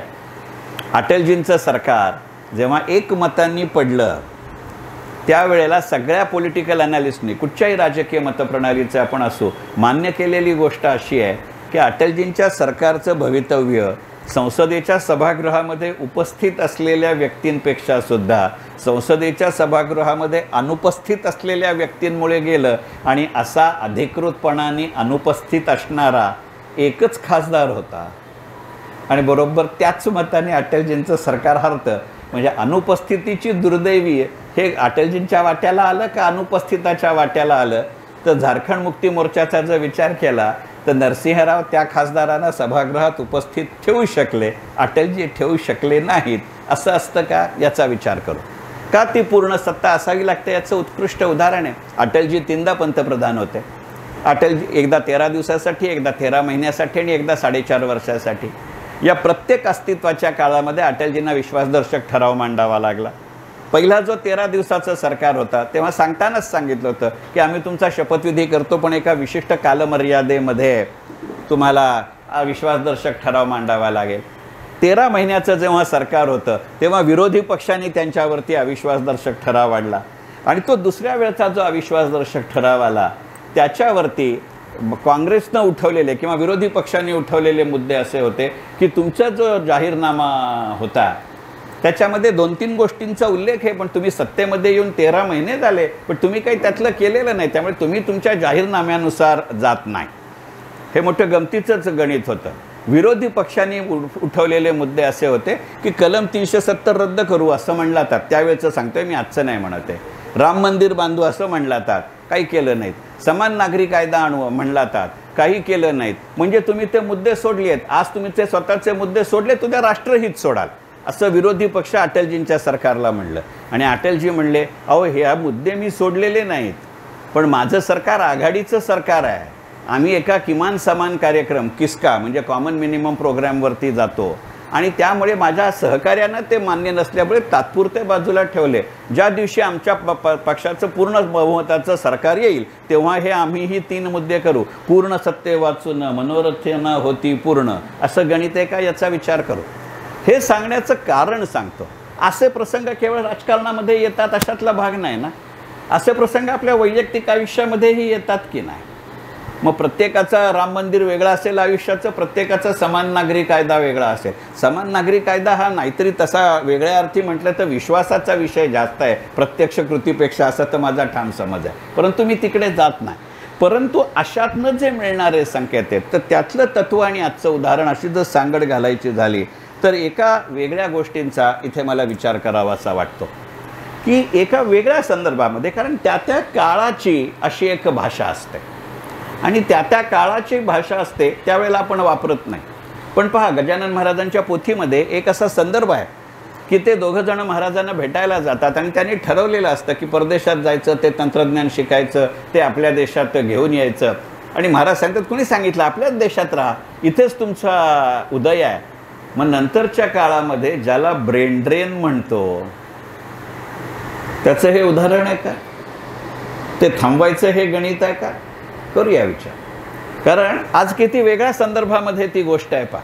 म्हणजे आपल्यापैकी अनेकांची घरं आज अशी आहेत की आपल्या घरातलं किमान एक नातेवाईक परदेशामध्ये आहे. आपल्याकडनं शिकायला बाहेर जाणाऱ्यांचेही देश आपण बदलतोय. मग जे त्यावेळेला महाराज म्हणले ते ब्रेन ड्रेन, ते नॉलेज ड्रेन, ते गेन ड्रेन, अशा दृष्टिकोनातनं आज या पोथीकडे पाहता येईल का हे पाहता यावं म्हणून मी व्यवहार गजानन म्हणून मांडतो. साधं उदाहरण पाहू. ते जे गेलेत त्यांच्याविषयी काही प्रश्न नाही. गंमत अशी आहे की एक काळ आपल्या देशामध्ये असा आला की जे माझ्यासारखी वेडी माणसं होती ज्यांनी ठरवलं काही नाही, नथिंग डुईंग, याच देशात राहून पॉलिसीचं काम करेल, लोक पॉलिसीपर्यंत पोचवीन, पॉलिसी लोकांपर्यंत पोचवीन, दोघांच्या अडचणीमधला मी ब्रिज होईन. मग ही जी संवादाची भूमिका मगाशच्या उदाहरणात पोस्टमास्टर करत होता तसेच जे करणारे होते त्यांचं वर्णन आपल्या समाजाने केलं. तर इथेच असायचा आता घरी असतो. अरे निवृत्त झाल्यावर घरी असतो ना, त्याला काय नोकरीवरनं काढून टाकलं म्हणून तो घरी नाही आहे. आजची स्थिती पहा. आपण बदलले देश परंतु आपण व्यवहारवाद बदलला का? सुज्ञ करावा विचार शक्यतो, हा जो प्रकार आहे, शक्य अशक्य विचार सुज्ञ करावा निरंतर, याचं एक उदाहरण सांगतो. कारण माझं सुदैवानी किंवा दुर्दैवानी या सगळ्या देशांशी माझा वैयक्तिक भूमिकेत जीवनात हे संबंध आहे आणि व्यावसायिक जीवनात हे संबंध आहे. NSDLच्या 22 वर्षाच्या सर्व्हिसमधली 12 वर्ष अशी आहेत की मी जगातल्या ग्लोबल डिपॉझिटरी डिपार्टमेंटचा हेड होतो. त्यामुळे जवळजवळ 32 देशांच्या व्यवहारांशी माझा संबंध यायचा. आणि त्यावेळेला लक्षात आलेली अशी गोष्ट आहे की पहा, पूर्वीच्या काळामध्ये प्युअर रिसर्चसाठी भारतातनं परदेशात शिकायला गेले, तिथे सेटल झाले, हा काही आजचा किस्सा नाही आहे. आणि ते योग्य अयोग्य या चर्चेत मी आत्ता जात नाही, तो आजचा विषय नाही. पण शक्य अशक्य विचार हा जो प्रकार आहे तो दरवेळेला करत राहावं लागेल ना. मी ती म्हण वापरत नाही कारण त्यातला पहिला भाग आता बदनाम झाला आहे. पण मराठीमध्ये जी म्हण आहे की भाकरी करपली का, घोडं अडलं का, पान सडलं का, फिरवलं नाही म्हणून, हा शक्य अशक्य विचार आहे का? एखाद्या विशिष्ट प्रसंगाला विशिष्ट संदर्भामध्ये विशिष्ट उदाहरण लागू पडत असेल, पण जर त्याचे संदर्भ बदलले, जर त्याचा काळ बदलला, जर त्याची व्यक्ती बदलली, जर त्याची कालमर्यादा बदलली, तर त्याचे परिणाम बदलतात का याचा विचार म्हणजे शक्य अशक्य विचार आहे का? आपण जे आता शिक्षणाविषयी म्हणत होतो की साधारणपणे 1960च्या दशकात, 1970च्या दशकात, 1980च्या दशकात आपल्याकडनं अमेरिकेमध्ये जाणारी मंडळी पुष्कळ होती. त्याचं कारण असं होतं की मेडिसिन असेल, इंजिनिअरिंग असेल, जेनेटिक्स असतील, याचं पूर्ण स्वरूप किंवा प्युअर रिसर्च ज्याला आपण म्हणतो त्या संधीच आपल्या देशामध्ये उपलब्ध नव्हती. बुद्धिमत्ता नव्हती अशातला भाग नाही, संधी नव्हत्या. नंतरच्या काळामध्ये आपण इंग्लंडमध्ये शिकायला जायला लागलो, कारण साहजिकच 150 वर्षाची तेवढी मानसिकता आहे. आणि नाहीतरी आपलं वर्णन केलं जातंच की आपण ब्रिटिशांपेक्षा जास्त ब्रिटिश आहोत. नंतरच्या काळामध्ये आपण जर्मनीमध्ये जायला लागलो. तुमच्या लक्षामध्ये असं येईल की आपल्या देशात अधिकृतपणाने जर्मन शिकवणारी पहिली मॅक्स मुल्लरची ब्रँच ही 1980 साली उघडली गेली आहे. आपण 1947 साली स्वतंत्र झालो. जर्मनीचे आपले संबंध आजचे नाही आहेत. नेताजी सुभाषचंद्र बोसांची हिटलरशी किती वेळा भेट झाली आणि नेताजी सुभाषचंद्र बोस जपान मार्गे जेव्हा दुसऱ्या देशात गेले तो पहिला हॉल्ट जर्मनी होता, हे आपण विसरलेलो नाही. पण जर्मन अधिकृतपणे शिकायची सोय आपल्याकडे का करावी लागली? केवळ आपला जर्मनीशी व्यवहार वाढला, केवळ आपण इंडो जर्मन चेंबर ऑफ कॉमर्सने केलं असं नाही आहे. बरं लक्षात घ्या की जर्मन शिकायची व्यवस्था इंडो जर्मन चेंबर ऑफ कॉमर्सने नाही केलेली, मॅक्स मुल्लर भवननी केली. मॅक्स मुल्लरचा तशा अर्थी जर्मनीशी काहीच संबंध नाही. आज आपलीकडची मुलं शिकायला ऑस्ट्रेलियामध्ये जातात, आज आपल्याकडची मुलं शिकायला चीनमध्ये जातात. मला जाण्याबद्दल म्हणणं नाही, परंतु करोना नंतरच्या काळामध्ये जी गणितं बदलली याचा आपण विचार करणार की नाही? मी काल म्हटलं तसं माझ्या करिअरची सुरुवात मी कॉम्प्युटर प्रोग्रॅमर म्हणून 1980 साली केली आहे. आणि त्यावेळेला लक्षात आलेली स्थिती, नंतर माझी बॉम्बे स्टॉक एक्सचेंज असेल, सेबी असेल, NSDL असेल, संपूर्ण करिअर डिजिटल फायनान्शियल सर्व्हिसेसमध्ये आहे.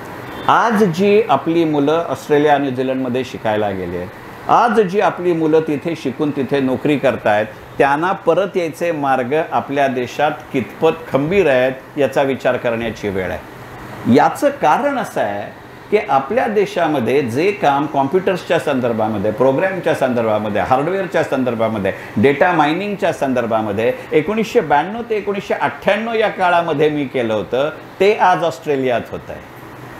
मग त्याच्यामधलं शिक्षण, त्याच्यामधला अनुभव घेऊन जर मी इथे परत येणार असेल तर गमतीची गोष्ट आहे की नाही? आज ज्या ब्रिटनमध्ये मी शिकायला जात होतो त्याचं जर शिक्षण इतकं चांगलं होतं तर आज त्याच्याकडे पीठ मिळत नाही, कणिक मिळत नाही, ही परिस्थिती का आली? आज त्याच्या अर्थव्यवस्थेचा वाढीचा वेग -1% आहे आणि माझा 7.6% आहे. मग त्यावेळेला मी गेलो म्हणून आजही मी जाणार आहे का? शक्य अशक्य विचार सुज्ञ करावा निरंतर, उगीच पुल सागरावर बांधावया जाऊ नये, अशीच गणित आहेत की नाही? त्यावेळेला दासगणू महाराजांनी हे जेव्हा लिहिलं तेव्हा हा संदर्भ नसेल, पण आज तो विचार आहे की नाही? का शेवटी पोथी मी आज वाचतोय, पोथी आज मी अंमलात आणणार आहे. त्यामुळे साहजिक ही उदाहरणच तेव्हा नव्हती, असा विचार करायची वेळ आली की नाही? आज गमतीचा भाग बघा की इंग्लंडमध्ये जाता येत नाही म्हटल्यानंतर आपल्याकडचे विद्यार्थी आयर्लंडमध्ये जायला लागले. आज डोंबिवलीमधले माझ्या माहितीत किमान 21 विद्यार्थी आयर्लंडमध्ये शिकतात.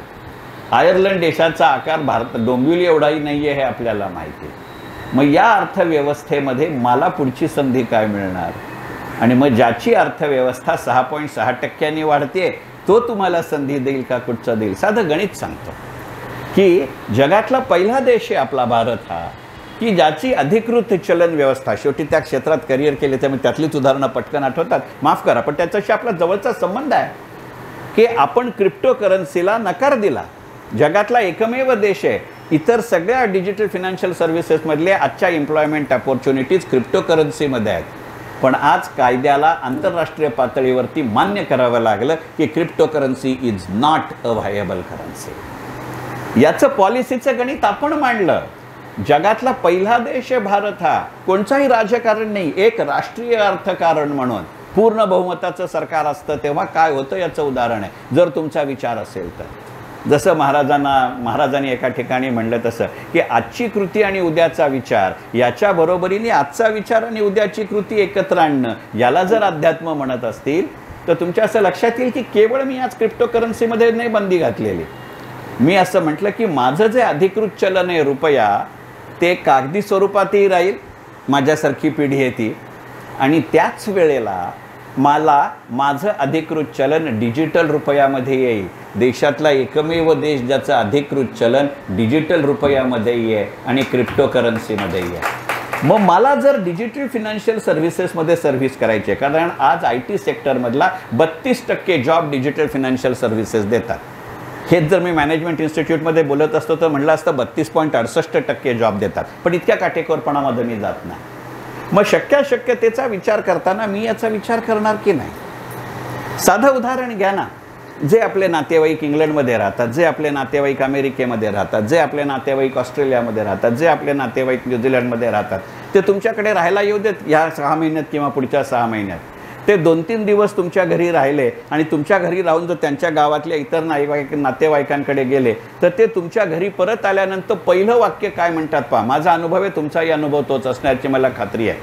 तो पहिलं उदाहरण देतो, अरे काय भारी लोक आहात रे, मला वाटलं काय झालं आमच्या डोंबिवलीतले खड्डेत तरी तुम्ही अजून जिवंत कसे आहात असं म्हणतोय की काय. तसं नसतं त्याला म्हणायचं. तो म्हणला तर मारीनच धरून, ती गोष्ट वेगळी. खड्डे असल्या म्हणून तू कशाला सांगतो, मी कर्मदळित तर कर्मदळित, पण तू कशाला सांगतो, असं गणित आहे. तर तो म्हणतो अरे तू 6 रुपयाचंही गुगल पे करतोस आणि 99,999 रुपयाचंही गुगल पे करतोस. अशी ट्रान्झॅक्शन्स माझ्या देशात होत नाहीत, ना इंग्लंडमध्ये होत, ना अमेरिकेमध्ये होत. मग शक्यतेचा विचार करावा सुज्ञ निरंतर. काय व्हावं. माझं चांद्रयान जर आता चंद्राच्या कक्षेमध्ये जातं आणि तो कालावधी अमेरिकेपेक्षा 1.5 पटीनं कमी आहे, मग रिसर्च तुमचा चांगला का माझा चांगला. मी चर्चा करणार. अहो तो शास्त्रज्ञ असला तरी तो साडी नेसला, अरे तुझ्या बाबाचं काय गेलं. बुद्धिमत्ता वेगळ्या अर्थी गुडघ्यात असते हे बरोबर, कारण बरेच वेळेला गुडघ्याचं ऑपरेशन झालं की मेंदू काम करेन असा होतो, मॅनेंजिटिस वाढतो असं आत्ताचं वैद्यकीय शास्त्र सांगतं. त्यामुळे आपल्याकडे जे म्हणतात काय डोक्यावर पडला का, मी म्हटलं हो गुडघ्यावर नुकताच पडलं. I am not joking. परंतु याचा विचार म्हणून ते त्यावेळेला सांगतात का, मी ब्रेन ड्रेन म्हटलं ना, ती केवळ काहीतरी तुलना करायची, आधुनिक संदर्भामध्ये करायची अशातला भाग नाही. तू तुझ्या कोर्सवरती राहा आणि तुझ्या स्वयंप्रेरणेनं शिक. याचे दाखले नाही आहेत पोथीमध्ये. त्या निमोणकरांनी जेव्हा योगसाधना शिकायचा प्रयत्न केला, पहिल्यांदा खडा दिला, तो माझ्यासारखा येडा होता. चांगला शब्द वापरला आहे बरं का त्याला. आणि ते बरं झालं आई माझी हयात नसताना असताना मी कधी पोथी वाचली नाही, कारण माझी आई माझं ते वर्णन करायची. त्याच्यामध्ये बघा त्या निमोणकराला कळलं नाही. आई म्हणली तू मूढमतं, निमोणकराला ते म्हणले झाला तू मूढमती आहेस. माझी आई तर त्याच्या पलीकडचं म्हणायची. हल्ली मी आईला असती तर सांगितलं असतं की हल्ली त्याला गतिमंद असा चांगला शब्द आहे. माझा म्हणजे मी शिकतोय पण जरा माझी गती बेताची आहे. पण त्याच्यामध्ये जे शेवटी त्याला त्यांच्या घरामध्ये गेल्यानंतर तो माणूस सांगतो की अरे बाबा ते चौरंगावर ठेव, त्याच्यासमोर तू साधना कर. मग काय ती जी काय बाकीची धवती बिवती नाटकं आहेत, जे काय मला ती येत नाहीत म्हणून मला साधा प्राणायाम नाही करता येत, तर मी त्या भानगडीत कुठनं पडणार. परंतु in short what is saying की जर तुमची डेव्हलपमेंट करायची असेल तर एक जण बोट धरेल, पण मी बोट दिलं, करंगली दिली म्हणून उद्या तू हात नको धरायला जाऊ. तो हात मोकळा ठेव आणि तुझ्या हाताने काम कर. Is it a introduction to a self respect and self development. मग याला व्यवहार गजानन नाही म्हणायचं तर दुसरं काय म्हणायचं. अशी जी गणितं असतात त्याचबरोबर काही भौगोलिकतेचाही विचार करावा लागतो. केवळ नावावरती जाऊन चालत नाही. त्यातनं जे मिळणारे संकेताचे जे भाग आहेत त्याचासुद्धा विचार करावा लागतो की किती वेगवेगळ्या पद्धतीतनं त्या वेळच्या समाजरीती कळतात. पहा ना की त्या 20व्या अध्यायामध्ये ती आहे की ती एक जयपूरची बाई तिच्या 2 मुलांबरोबर येते, तिच्या अंगावरती तो खांब पडतो, तिला काहीही इजा होत नाही. तिथे तो त्या ख्रिश्चन लोबो डॉक्टरनीचा जातीवाचक उल्लेख आहे, काल जो मी संदर्भ दिला होता तो. तर आपण पटकन वाटलं की जयपूर म्हणलं की राजस्थान आठवतं, पण ते जयपूर राजस्थानातलं नाही, विदर्भातलं आहे, हे लक्षात घ्यावं लागतं ना. कारण त्यावेळची जी संदर्भाची संकल्पना आहे, कारण बाकी कुठच्याही महाराजांच्या कारकिर्दीमध्ये कुठच्याही पोथीमध्ये त्या विदर्भाच्या 4 जिल्ह्यांचा, मी 3.5 जिल्हा मुद्दामून म्हटलं नाही, कारण हल्ली 3.5 जिल्हा महाराष्ट्राच्या राजकारणात आणि समाजकारणात वेगळ्याचं वर्णन केलं जातं. हे कुठनं आलं याचा विचार मी करणार की नाही. ही जी गणितं आहेत ती त्या भौगोलिकतेच्या संदर्भामध्ये बसवणं, याला व्यवहार गजानन नाही म्हणायचं तर नेमकं कशाला म्हणायचं. आणि असं जर असेल तर किती गमतीचे संदर्भ असतात पहा. आणि काही वेळेला ते संदर्भ तसेच राहतात, काही वेळेला ते संदर्भ बदलतात. तुमच्या सगळ्यांच्या तुम्हाला सगळ्यांना त्याची कल्पना आहे की गजानन महाराजांच्या पोथीमध्ये कुरुमचा उल्लेख आहे. तिथे कडू त्यांना विचारतो, त्या मेहबतशाह परत जातो तेव्हा, ही इथली मस्जिद अर्धवट सोडून कशी काय जाणार. मग ते म्हणतात की नाही, महाराजांनी काय माझं ताडण केलं, माझं तिकीट दिलं, ते तुम्हाला मदत करतील वगैरे वगैरे. पुढचं ते मंदिर मशिदीचं बरंच काय आहे, अमुक एक खुदाचा मग हिंदू काय भूताचा वगैरे. मी काय त्या भानगडीत जात नाही, कारण ते सध्याच्या वातावरणामध्ये भयंकरच काय म्हणू प्रज्वलंत आहे. आणि सध्या एकंदरीतच भिडे टिळक नावावरती फार मोठी गदा आहे, त्यामुळे मी त्या संदर्भामध्ये जात नाही. परंतु तुम्ही लक्षात घेता का, त्याच्यामध्ये जो कडू आहे, त्या कडूचा वंशज आत्ता त्याच कुरुममधनं बच्चू कडू नावाने आपला आमदार आहे. आणि कालचा त्याचा विधानसभेमधला जो संदर्भ आहे, याला व्यवहार गजानन म्हणायचं काय हे मी तुमच्यावर सोडतो. काय सांगू का, ते आपण कशी ॲप्लिकेबल करून घेतो याच्यावरती या गोष्टी आहेत की नाही. कारण शेवटी पोथीचा मतितार्थ म्हणजे काय, याच्यापेक्षा काही वेगळं असतं असं मला वाटत नाही. जाणीवपूर्वक म्हटलं तर फाजीलपणा, पण त्याच्या पलीकडे जाणाऱ्या या गोष्टी आहेत का याचा विचार करायचा जरूर गरज आहे. याचं कारण असं आहे की काल जो मी संदर्भ दिला तसं काल्याच्या संदर्भामध्ये दिला की काल्यानंतर पाणी पित नाहीत, आणि म्हणून महाराज म्हणले पहिल्याही अध्यायात आणि नंतर की तुम्हाला वाटलं तर मला द्या. तिथे आलेला एक शब्दप्रयोग आहे, पहिला अध्याय 130वी ओवी, व्यवहार चतुरांनी जाणला पाहिजे. आणि आपण इथे जे सगळे बसलोय ते चतुरांचे बाप आहोत, आणि म्हणून हे व्यवहार आपण जाणून घेणार की नाही एवढाच माझा विचार आहे. या निमित्तानं मी तुम्हाला नवीन काही सांगितलं आहे अशातला भाग नाही. माझ्या मनातल्या या पोथीबद्दलच्या ज्या शंका आहेत, जसं काल मी ओदनाच्या 6व्या भागा म्हटलं तसं आहे की नाही, तसं त्या हरी जाखडेच्या प्रसंगामध्ये आहे की नाही, त्याच्यामध्ये एक उल्लेख येतो 52च्या मागला. मला बाप जन्मतेचा अर्थ अजूनही कळलेला नाही. तुमच्यापैकी कोणाला माहिती असेल तर ते सांगा. आपल्याला जे माहिती नाही ते विचारून घेतलं पाहिजे, हेही व्यवहार गजाननमध्ये बसतं की नाही. हे अशासाठी म्हटलं की का पहिल्या अध्यायाच्या 12व्या ओळीमध्येच येतं जग जन आणि जनार्दन हे वेगळं नसतं अशा अर्थीचं आहे. ही ओवी वाचतो ना मी ज्या वेळेला, तेव्हा मला माझ्या 10वीतला धडा आठवतो. श्रीमत तुमच्यापैकी जर कोणी मराठीचं शिक्षक असेल किंवा शाळांशी संबंधित असेल, माझ्या ओळखीत आत्ता इथे 3 जण असे आहेत की जे शिक्षण क्षेत्राशी संबंधित आहेत. मला 9वीमध्ये श्रीम माट्यांचा धडा होता मराठीमध्ये, आणि त्या धड्याचं शीर्षक होतं देश म्हणजे देशातली माणसं.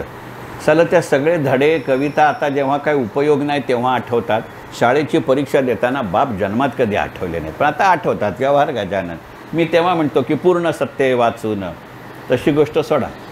ह्या जगजन जनार्दनमध्ये काही ग्लोबल इकॉनॉमीचा विचार आहे का, काही सोशल इकॉनॉमीचा विचार आहे का.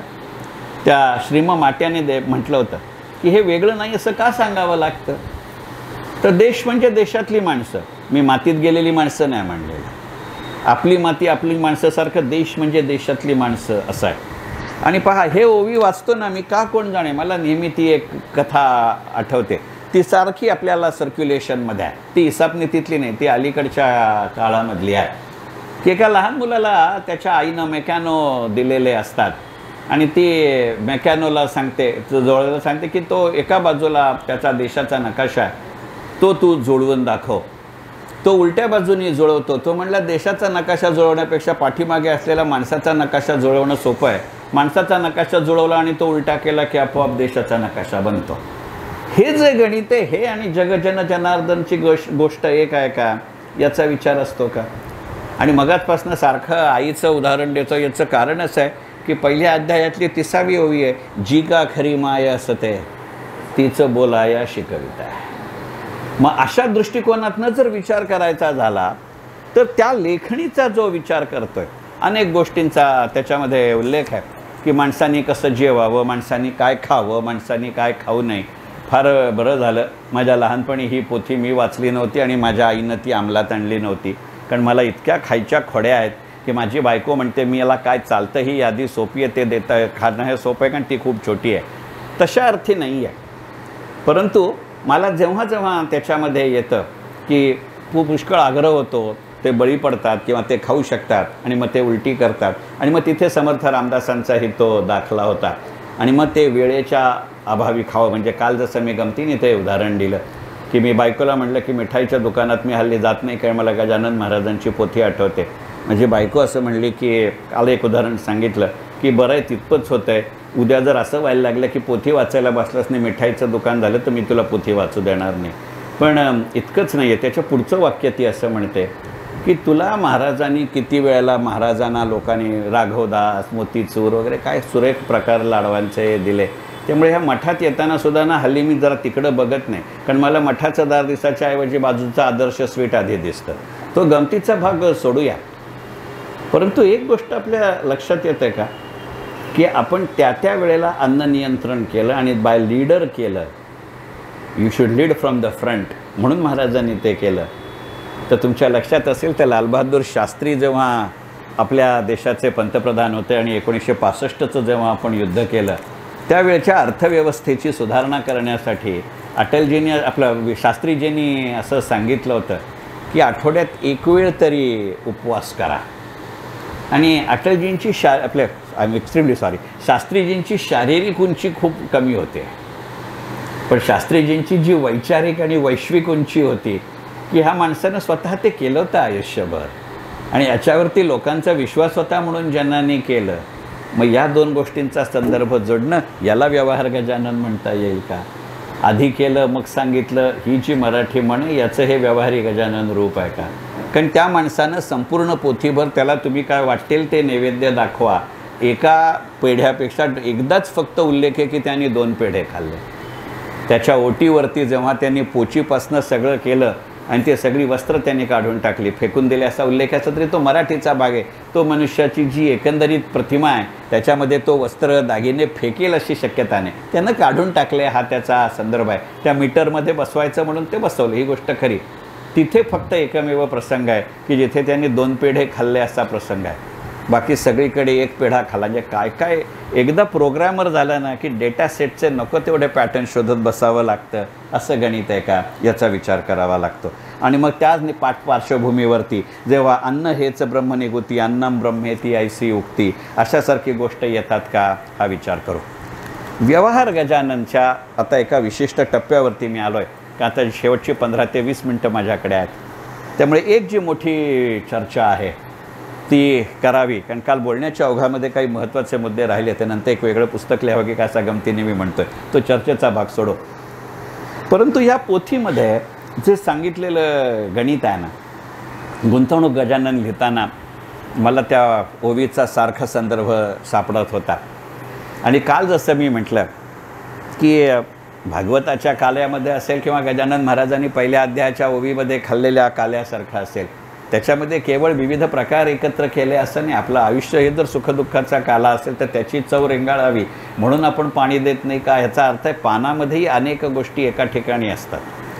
पण केवळ एका ठिकाणी एखादी गोष्ट असते म्हणून सगळ्यांचं मूल्य एक नसतं. अनेक उल्लेख आहेत. मोगरा निवडुंग शेर म्हणून या हिरे गारा एका ठाई असाही उल्लेख आहे. हे ओवी सांगताना मी काल घाबरलो होतो, कारण मला भीती अशी होती म्हणून आज येताना मुद्दामून थोडा थांबलो. आमच्या आपट्या आजीने म्हटलं जरा 2 मिनटं पुढे वा, बोर्ड वाचून येतो. माझ्या मागे पुढे कोण कोण वक्ते आहेत ते मी पाहिलं त्या मांदी आळीमध्ये मी म्हटलं एका अर्थी हिरे गारा एका ठाई आहे, ते सगळे हिरे आहेत, मी गारा आहे. पण गारेचं एक वैशिष्ट्य असतं आणि तेवढा निर्लज्ज आणि कोडगा मी आहे. गारेचं वर्णन पोथीमध्ये केले की गार पाण्यामध्ये राहते, पाणी आत शिरू न देते. तसं मी सज्जनांच्या सहवासात राहतो, पण जरासुद्धा तो सद्गुण मला लागू देत नाही. कोडगाच्या कोडगा. बरं, एवढा वाह्यात आहे कसाला शिव्या दिल्या तरी अंगी लागतात. त्यामुळे माझी जाडी लक्षात येते तुमच्या. हे लक्षात आल्यापासून काल उभं राहून बोललो होतो, आज म्हणलं बसून बोलतो. टेबलाच्या आड सुटलेलं पोट जडतं, हिरे गारा एका ठाई. परंतु असा जर विचार करायचा झाला, हिरे गारा एका ठाई एका ठाई मिसळल्या असती जगा ठाई, पारखी तो निवडूनी घेई गार टाकुनी हिऱ्यात आहे. याचं विवेचन करताना तुमच्यापैकी अनेकांना कल्पना असेल की मुलुंडला एक श्रेष्ठ ज्येष्ठ असे गजानन भक्त राहतात, प्रकाश दामले. तर ते प्रकाश दामले नेहमी हे उदाहरण देतात. ते प्रकाश दामले एकदा मला गेल्यानंतर असं म्हणले होते की बघ शेखर, तू ती पोथी वाचलीस? म्हटलं हो वाचली. त्या माणसाची सिद्धी खूप मोठी आहे. त्याच्या संदर्भामध्ये जात नाही, कारण फारच आत्मस्तुतीचं वर्णन येईल. आणि समर्थ रामदास किंवा गजानन महाराज दोघांनी म्हटलं आहे की स्वतःची स्तुती करतो ते मी असलो तरी मी ते स्वतः सेल्फ सर्टिफिकेट आणि डॉक्युमेंट द्यायला तयार नाही आहे. तर त्याच्यामध्ये ते मला असं म्हणले होते की बघ शेखर, हिरे गारा एका ठाई याचं तुला नेमकं वर्णन काय वाटतं किंवा नेमकं वैशिष्ट्य काय वाटतं? आणि तो हुशार माणूस होता. तो म्हणला हा काहीतरी निर्बुद्धपणा करील. ते म्हणले लगेच उत्तर देऊ नको, एक स्वतः विचार कर आणि स्वतःलाच उत्तर दे. आता तुम्ही नाहीतरी मला वागता म्हणून बोलावलंच आहे. त्याचे काही प्रेरॉगेटिव्ह असतात, त्याचा अत्यंत दुरुपयोग करत तेव्हा जे मला उत्तर सुचलं नाही किंवा देऊ दिलं नाही ते तुमच्या पुढे देतो आणि ते व्यवहार गजाननचा शेवटचा मुद्दा असेल. याचं बघा, करा विचार. मी जेव्हा हिरे गारा एका ठाई मिसळल्या असती वगैरे वगैरे वाचतो, तर मी ज्या शेअर बाजारातनं येतो त्याची आठवण होणं साहजिक आहे. 40 वर्ष त्याचं मीठ खाल्लं आहे, व चांगल्यापैकी खाल्लं आहे. कंपनीने त्या बाबतीत लाड केले आहेत माझे, आय डोंट डिनाय. आमच्या बाजारात असतंच ना, इतके शेअर असतात, ते एकाच बाजारात ट्रेड होत असतात, एकाच ट्रेडिंग स्क्रीनवरती असतात. काही काही वेळेला ते एकाच सेक्टरमधले असतात. पण म्हणून ते केवळ एकाच सेक्टरमधले आहेत म्हणून घेऊन चालत नाहीत ना. आता साधं उदाहरण घेऊ.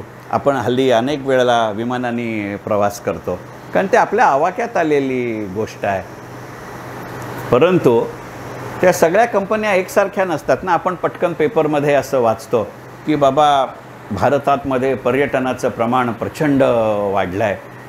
लोक, मी काल म्हटलं तसं की हल्लीच्या पिढीला मोठं घर का लागतं हे मला कळलेलं नाही, कारण सोमवार ते शुक्रवार ते ऑफिसमध्ये पडलेले असतात, हे त्यांचाच शब्दप्रयोग आहे. आणि शुक्रवार रात्र ते सोमवार विकेंडला ट्रिपला गेलेले असतात. त्यांना मोठं घर लागतं कशाला? परंतु ते फिरतात त्यामुळे आवाका चांगला आहे. बरं, वेगवेगळे पर्याय आहेत. उडानसारख्या केंद्रांमुळे वेगवेगळ्या ठिकाणी विमानतळ झाले आहेत. तो एक नितीन जयराम गडकरी नावाचा एक भन्नाट बांधकाम मंत्री आहे. पूर्वी फक्त 7-1 किलोमीटर रस्ते बांधायचे, आता तो वेडा 32 किलोमीटर रस्ते बांधतो दर दिवसाला. म्हणजे मी गमतीने नेहमी माझ्या बायकोला म्हणतो की हल्लीच्या काळामध्ये पुण्याईच्या जोरावर कोण सदेह वैकुंठाला गेलाच, पुण्याईच्या जोरावर, तर ते नितीन गडकरी असतील. कारण दररोज कोट्यावधी लोकांचा तो दुवा घेतो. त्या माणसाला दीर्घायुष्य लाभो, परंतु ती पुण्याई आहे.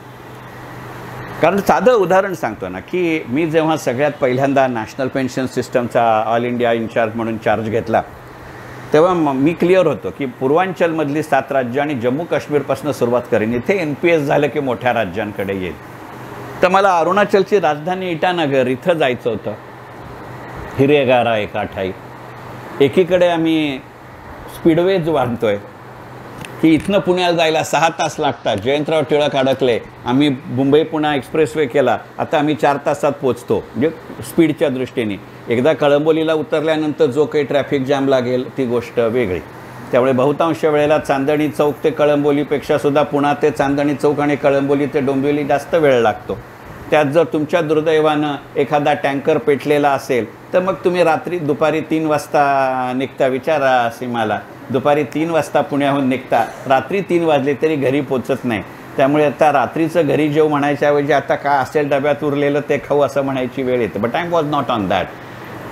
तर त्यावेळेला नितीन गडकरी असं म्हणले की मी जेव्हा पहिल्यांदा इटानगरला गेलो तेव्हा रस्ता नावाची वस्तूच नव्हती. तिथे रेल्वे पोचलेली नव्हती. तिथे विमानसेवा नव्हती, कारण एअरपोर्ट आत्ता सुरू झाला. त्यावेळेला तिथे फक्त गुवाहाटीहून हेलिकॉप्टरने जाता यायचं. मी म्हटलं मी नाही हेलिकॉप्टरने जाणार, कारण गुवाहाटीहून इटानगरला जाणारी त्यावेळची जी हेलिकॉप्टर सेवा होती ती इटानगरला लँड होण्यापेक्षा अरुणाचलच्या खोऱ्यामध्ये क्रॅश होण्यामध्ये त्याला फार मोठं होतं.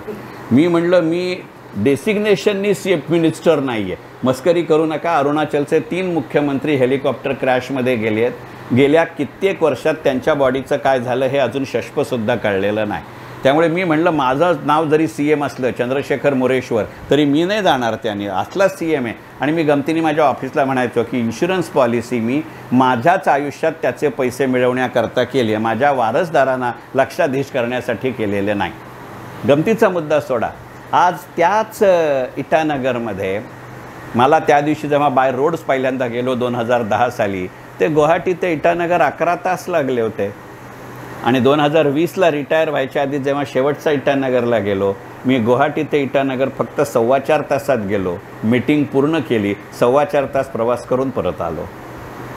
पण तेच नितीन जयराम गडकरी अजूनही सार्वजनिक बांधकाम मंत्री असताना ते लोकसभेमध्ये उत्तर देतात की बाबा रे तुमचा शिळफाट्याचा रस्ता केव्हा होईल आणि त्या गोव्याचा रस्ता केव्हा होईल हे काही मला सांगू नका, विचारू नका, कारण स्थानिक प्रशासन माझ्याबरोबर नाही. म्हणून आत्ता सार्वजनिक बांधकाम मंत्र्यांनी काल विधानसभेत केलेलं विधान आहे, हिरेगारा एका ठाई मिसळल्या असती जगा ठाई.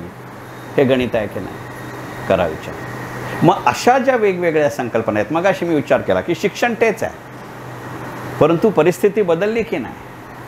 स्पेस रिसर्च सारख्या गोष्टी ही बदलतात की नाही? एक काळ असा होता की आपण ते कलामांचं चित्र पाहिलं आहे की सायकलवरनं त्यांनी ते पार्ट नेलं, परंतु आज ती परिस्थिती बदलली आहे की नाही? देश तोच आहे, हिरेगारा एका ठाई अशी परिस्थिती आहे की नाही?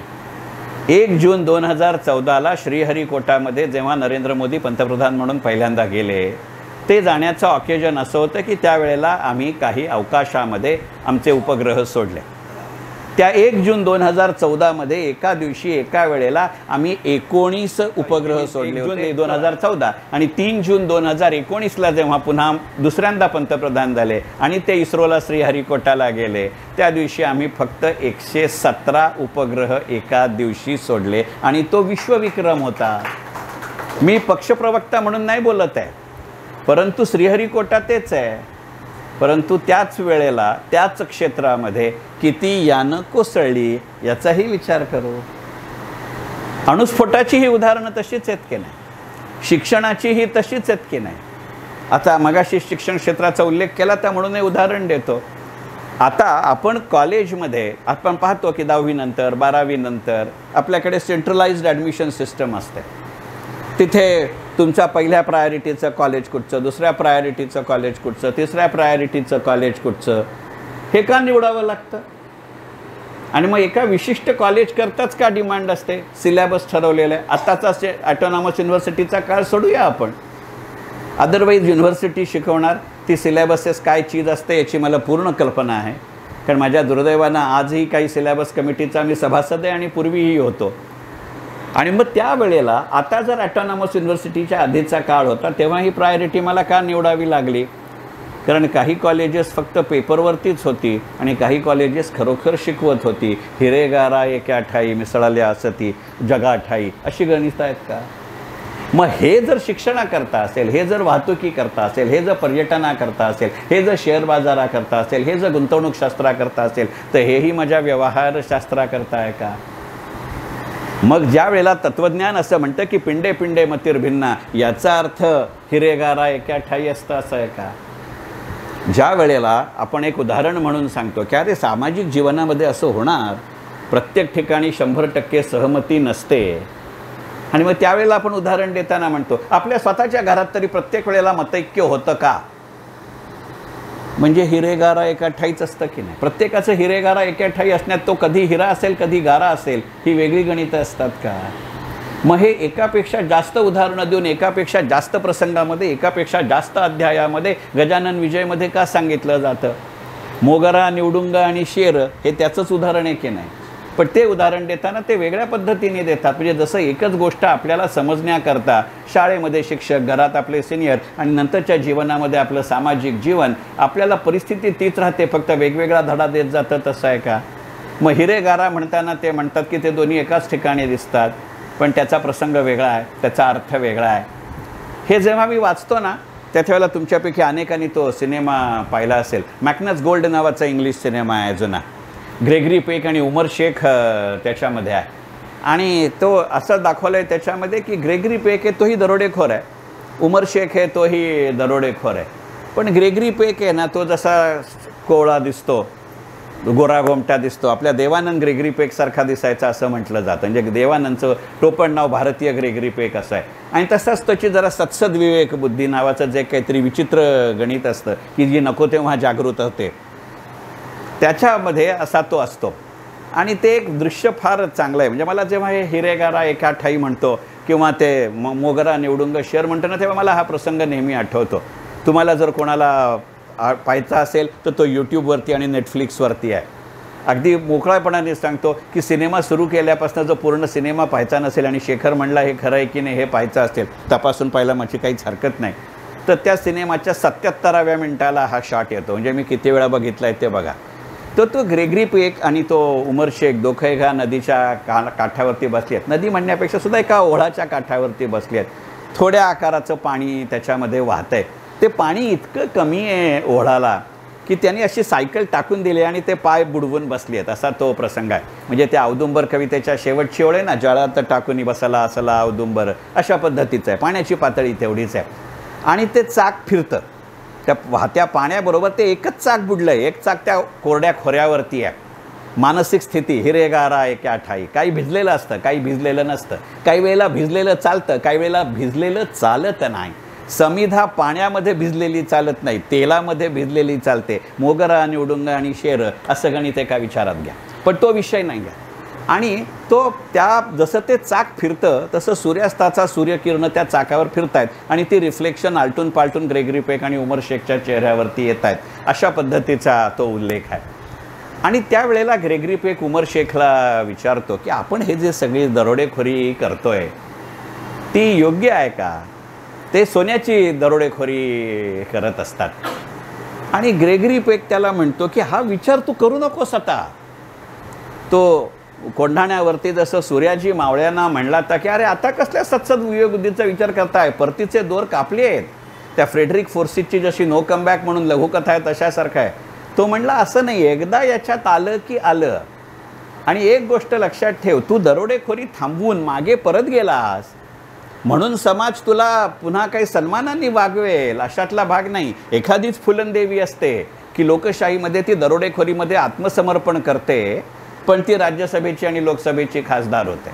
विनोबा भाव्यांना सुद्धा त्यांच्या आयुष्याच्या उत्तरार्धामध्ये विनोबांना काही दरोडेखोर शरण आले होते आणि विनोबांनी वेलूरमध्ये नंतरची गीता प्रवचनं केली. आणि मौन सोडल्यानंतर आणीबाणीच्या काळानंतरचं जे त्यांचं एसेज ऑन गीता म्हणून पुस्तक आहे त्याच्यामध्ये केलेला उल्लेख आहे की मनातली खंत अशी आहे, विनोबा असं म्हणतात त्या लेखामध्ये, की ते माझ्यामुळे परत आले, त्यामुळे ते दरोडेखोर राहिले नाहीत याचं समाधान आहे, पण समाजाने त्यांना स्वीकारलं नाही ही माझी खंत आहे. गार गार राहते गार पाण्यामध्ये राहते पण पाणी आत न शिरू देते. मग समाजाच्या गारेनं हे पाणी आत आणलं नाही असा त्याचा अर्थ आहे का? त्याच्यामध्ये ग्रेगरी पेकला उमर शेख असं शेवटी सांगतो, म्हटलं एक गोष्ट लक्षात ठेव का ब्लॅक गोल्ड म्हणजे कोळसा, येलो गोल्ड म्हणजे सोनं आणि लिक्विड गोल्ड म्हणजे तेल.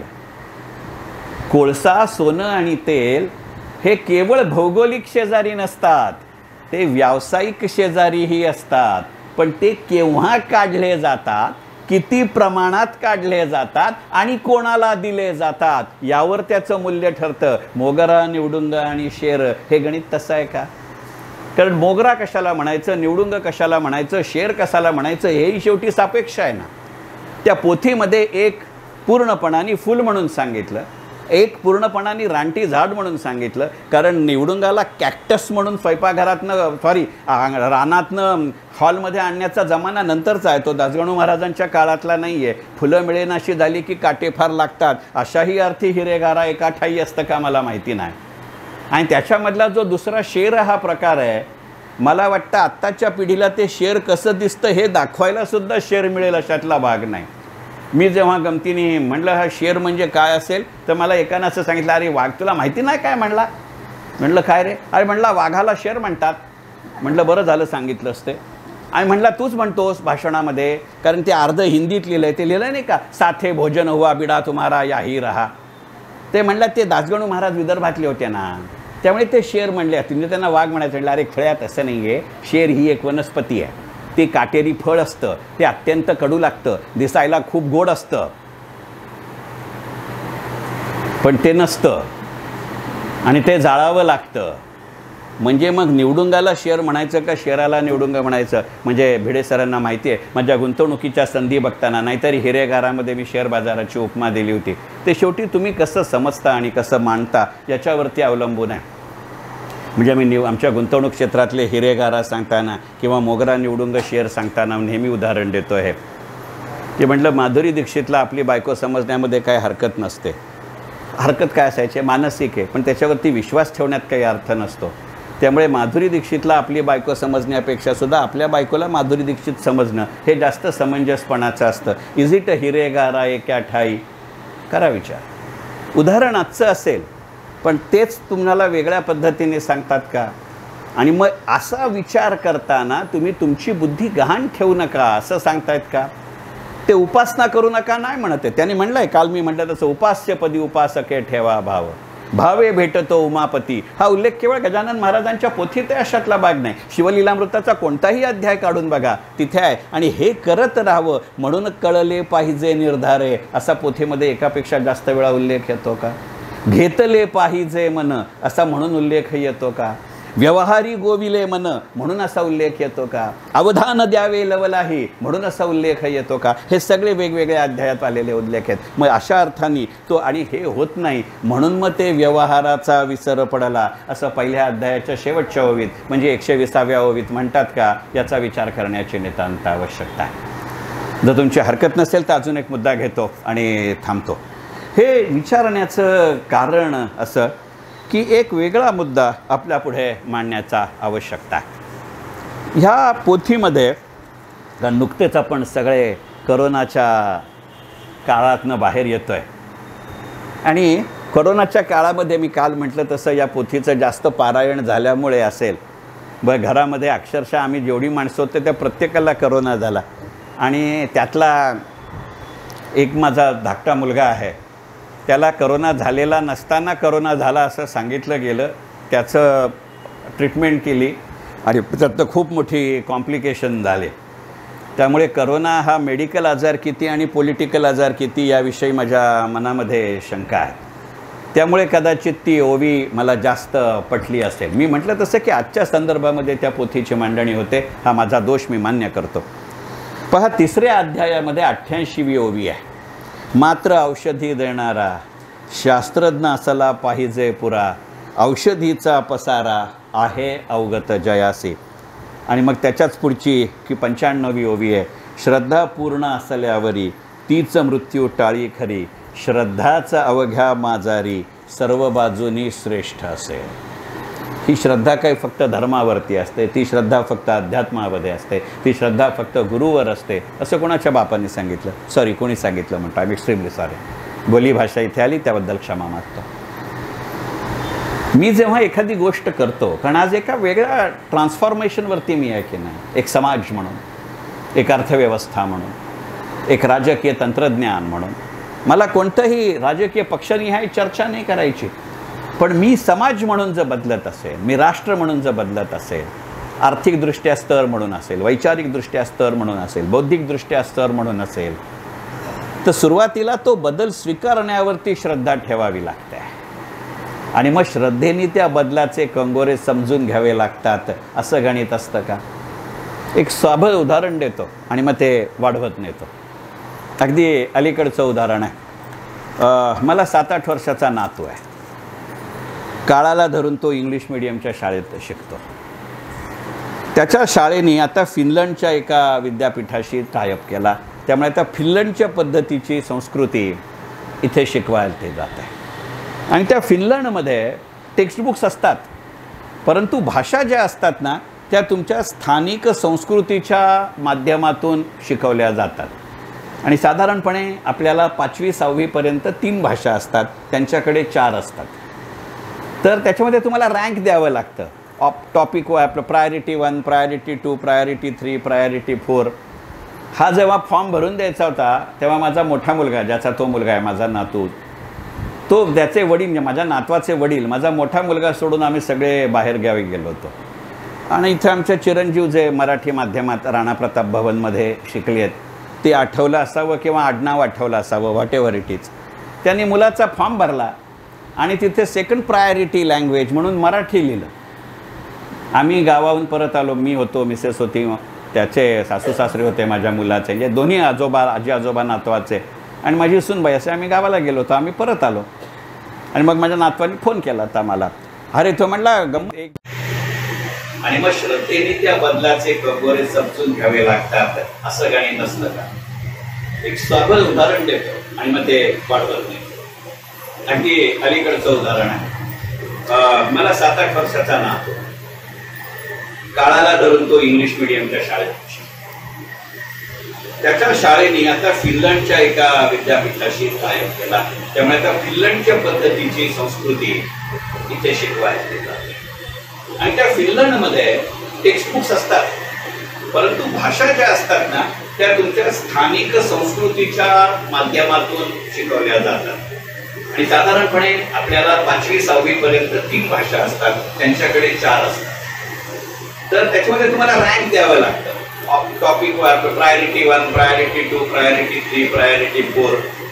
हा जेव्हा फॉर्म भरून द्यायचा होता तेव्हा माझा मोठा मुलगा, ज्याचा तो मुलगा आहे माझा नातू, तो त्याचे वडील, माझ्या नातवाचे वडील, माझा मोठा मुलगा सोडून आम्ही सगळे बाहेर गावी गेलो होतो. आणि इथे आमचे चिरंजीव जे मराठी माध्यमात राणा प्रताप भवनमध्ये शिकले, ते आठवलं असावं किंवा आडनाव आठवलं असावं, व्हॉट एव्हर इट इज, त्यांनी मुलाचा फॉर्म भरला आणि तिथे सेकंड प्रायोरिटी लँग्वेज म्हणून मराठी लिहिलं. आम्ही गावाहून परत आलो, मी होतो, मिसेस होती, त्याचे सासू सासरे होते माझ्या मुलाचे, हे दोन्ही आजोबा आजी आजोबा नातवाचे आणि माझी सूनबाई, असे आम्ही गावाला गेलो होतो. आम्ही परत आलो आणि मग माझ्या नातवाने फोन केला होता मला. अरे तो म्हटला गंमत झाली, मी सगळ्या भाषेत सांगतोय, साधी आजोबाशी नातू अशा भाषेत बोलत नाही, पण मी सगळ्या भाषेत सांगतो, मग सारखा चुकीचा उच्चार व्हायला नको. तो म्हणला अरे आपण गावाला गेलो होता ना, तर इथे म्हटला प्रॉब्लेम झाला, एक जनरेशनला प्रॉब्लेम होता, गंमत होत नाही. म्हटलं काय झालं रे? अरे म्हटलं आपला बाबा आहे ना, ए बाबा असतो, तर माझीच मुलगी मला ए बाबा म्हणतात, तर माझा नातू त्याच्या बाबाला आओ बाबा म्हणण्याची शक्यताच नव्हती. तिथे ए आजोबा आहे, तिथे ए बाबा कुठचा. तर तो म्हणला रे माझ्या बाबांनी सेकंड लँग्वेज म्हणून मराठी लिहिलं. म्हटलं काय प्रॉब्लेम आहे का तुला? हे जे ज्ञानही पाहिजे, मग ही जनरेशन आहे, आपण आदले मधले नाही आहोत, हा प्रॉब्लेम आहे. तर म्हटलं काय झालं रे? तर तो म्हणला अरे ते सेकंड लँग्वेज म्हणून बाबाने मराठी लिहिलं. म्हणलं आपण घरात मराठी बोलतो, तुला काय अडचण आहे? आणि नाही म्हणला पहिल्यांदा 40 मार्काचा पेपर असायचा, आता म्हणला 100 मार्काचा. मग मराठी बोलणं आणि मराठी लिहिणं त्याच्यामध्ये फरक आहे. आणि करोना नंतर तर ऑनलाईन शिकल्यामुळे आपली लिहायची सवयच सुटली आहे. आमचा अकाउंट्सचा 30 मार्काच्या पेपरसाठी 1.5 तास द्यावा लागतो म्हणून कॉलेज सारख्या ठिकाणी, हे मी पाहिलंय. मी म्हणणार आहे ठीक आहे, तू मराठीचा अभ्यास कर, तुला काय अभ्यास करायला अडचण आहे का? नाही म्हणलं अभ्यास करायला काय अडचण नाही, कसं ते औषधी जाणणारा पाहिजे. किती जनरेशन आहे, मी नातू म्हणून उदाहरण दिलंय, आपल्या प्रत्येकाचे नातवंड आहे, त्यांना औषध कळलंय, त्यांना रोगी कळलाय, त्यांना वैद्य कळलाय, आपल्याला कळलं नाही. मग ते म्हणले काय? म्हणला असं करतो, म्हणला मी मराठी घेतो, मी मराठीचा अभ्यास करतो.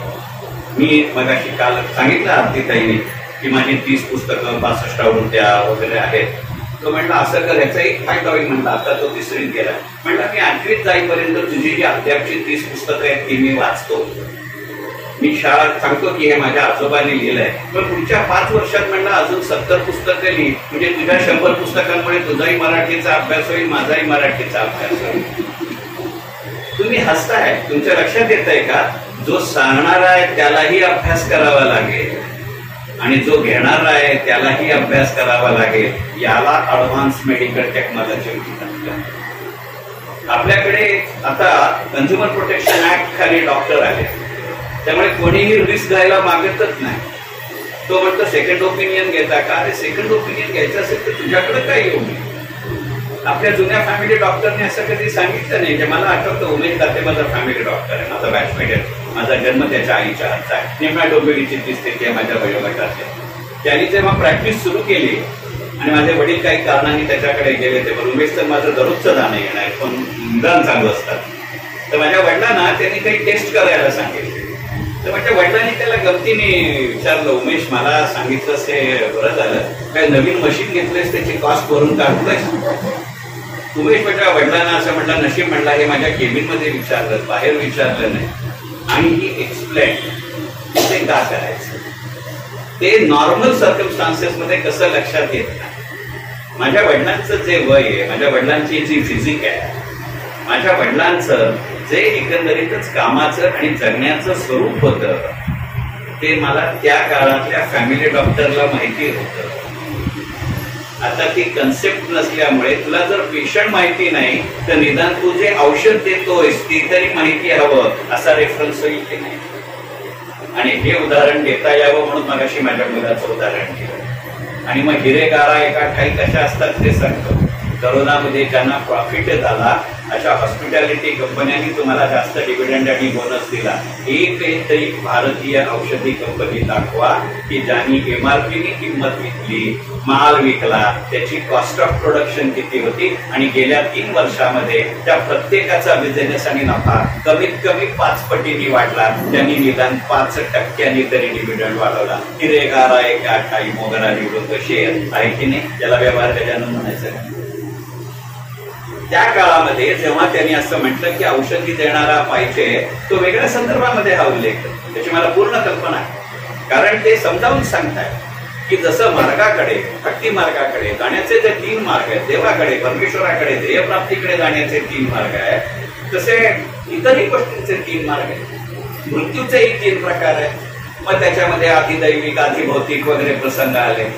आणि त्या वेळेला त्याने असं आधेमध्ये ते जिथे राहत होते ते सोडून का जात होते, तर त्याचं वर्णन करताना दासगणू महाराज असं म्हणले की या प्रापंचिकांना सदा आपल्या मनासारखं व्हावंसं वाटतं, त्यामुळे त्या चमत्काराने यांना वागवलं पाहिजे, वाचवलं पाहिजे असं वाटतं. आणि महाराज म्हणले मी चमत्कारासाठी इथे आलेलो नाही. जो आकस्मिक मृत्यू आहे तो नाही मी टाळणार आहे. कारण त्याचा महाराजांनी प्रश्न दासगणू महाराजांनी पोथीमध्ये प्रश्न विचारलाय की तुम्ही उद्या असं म्हणाल की महाराज शेगावामध्ये राहत होते, मग तसं असेल तर शेगावामध्ये कोणीच मारता कामा नाही. म्हणजे जसं शनी शिंगणापूरला आपण गेलो की तिथे शनी इतका प्रबळ आहे की असं म्हटलं जातं की त्या गावातल्या कुठच्याही घराला कुलूप नसतं. मग तसं इथे व्हायला पाहिजे की नाही, तर त्याच्यावरती दासगणू महाराज तसं नाहीये.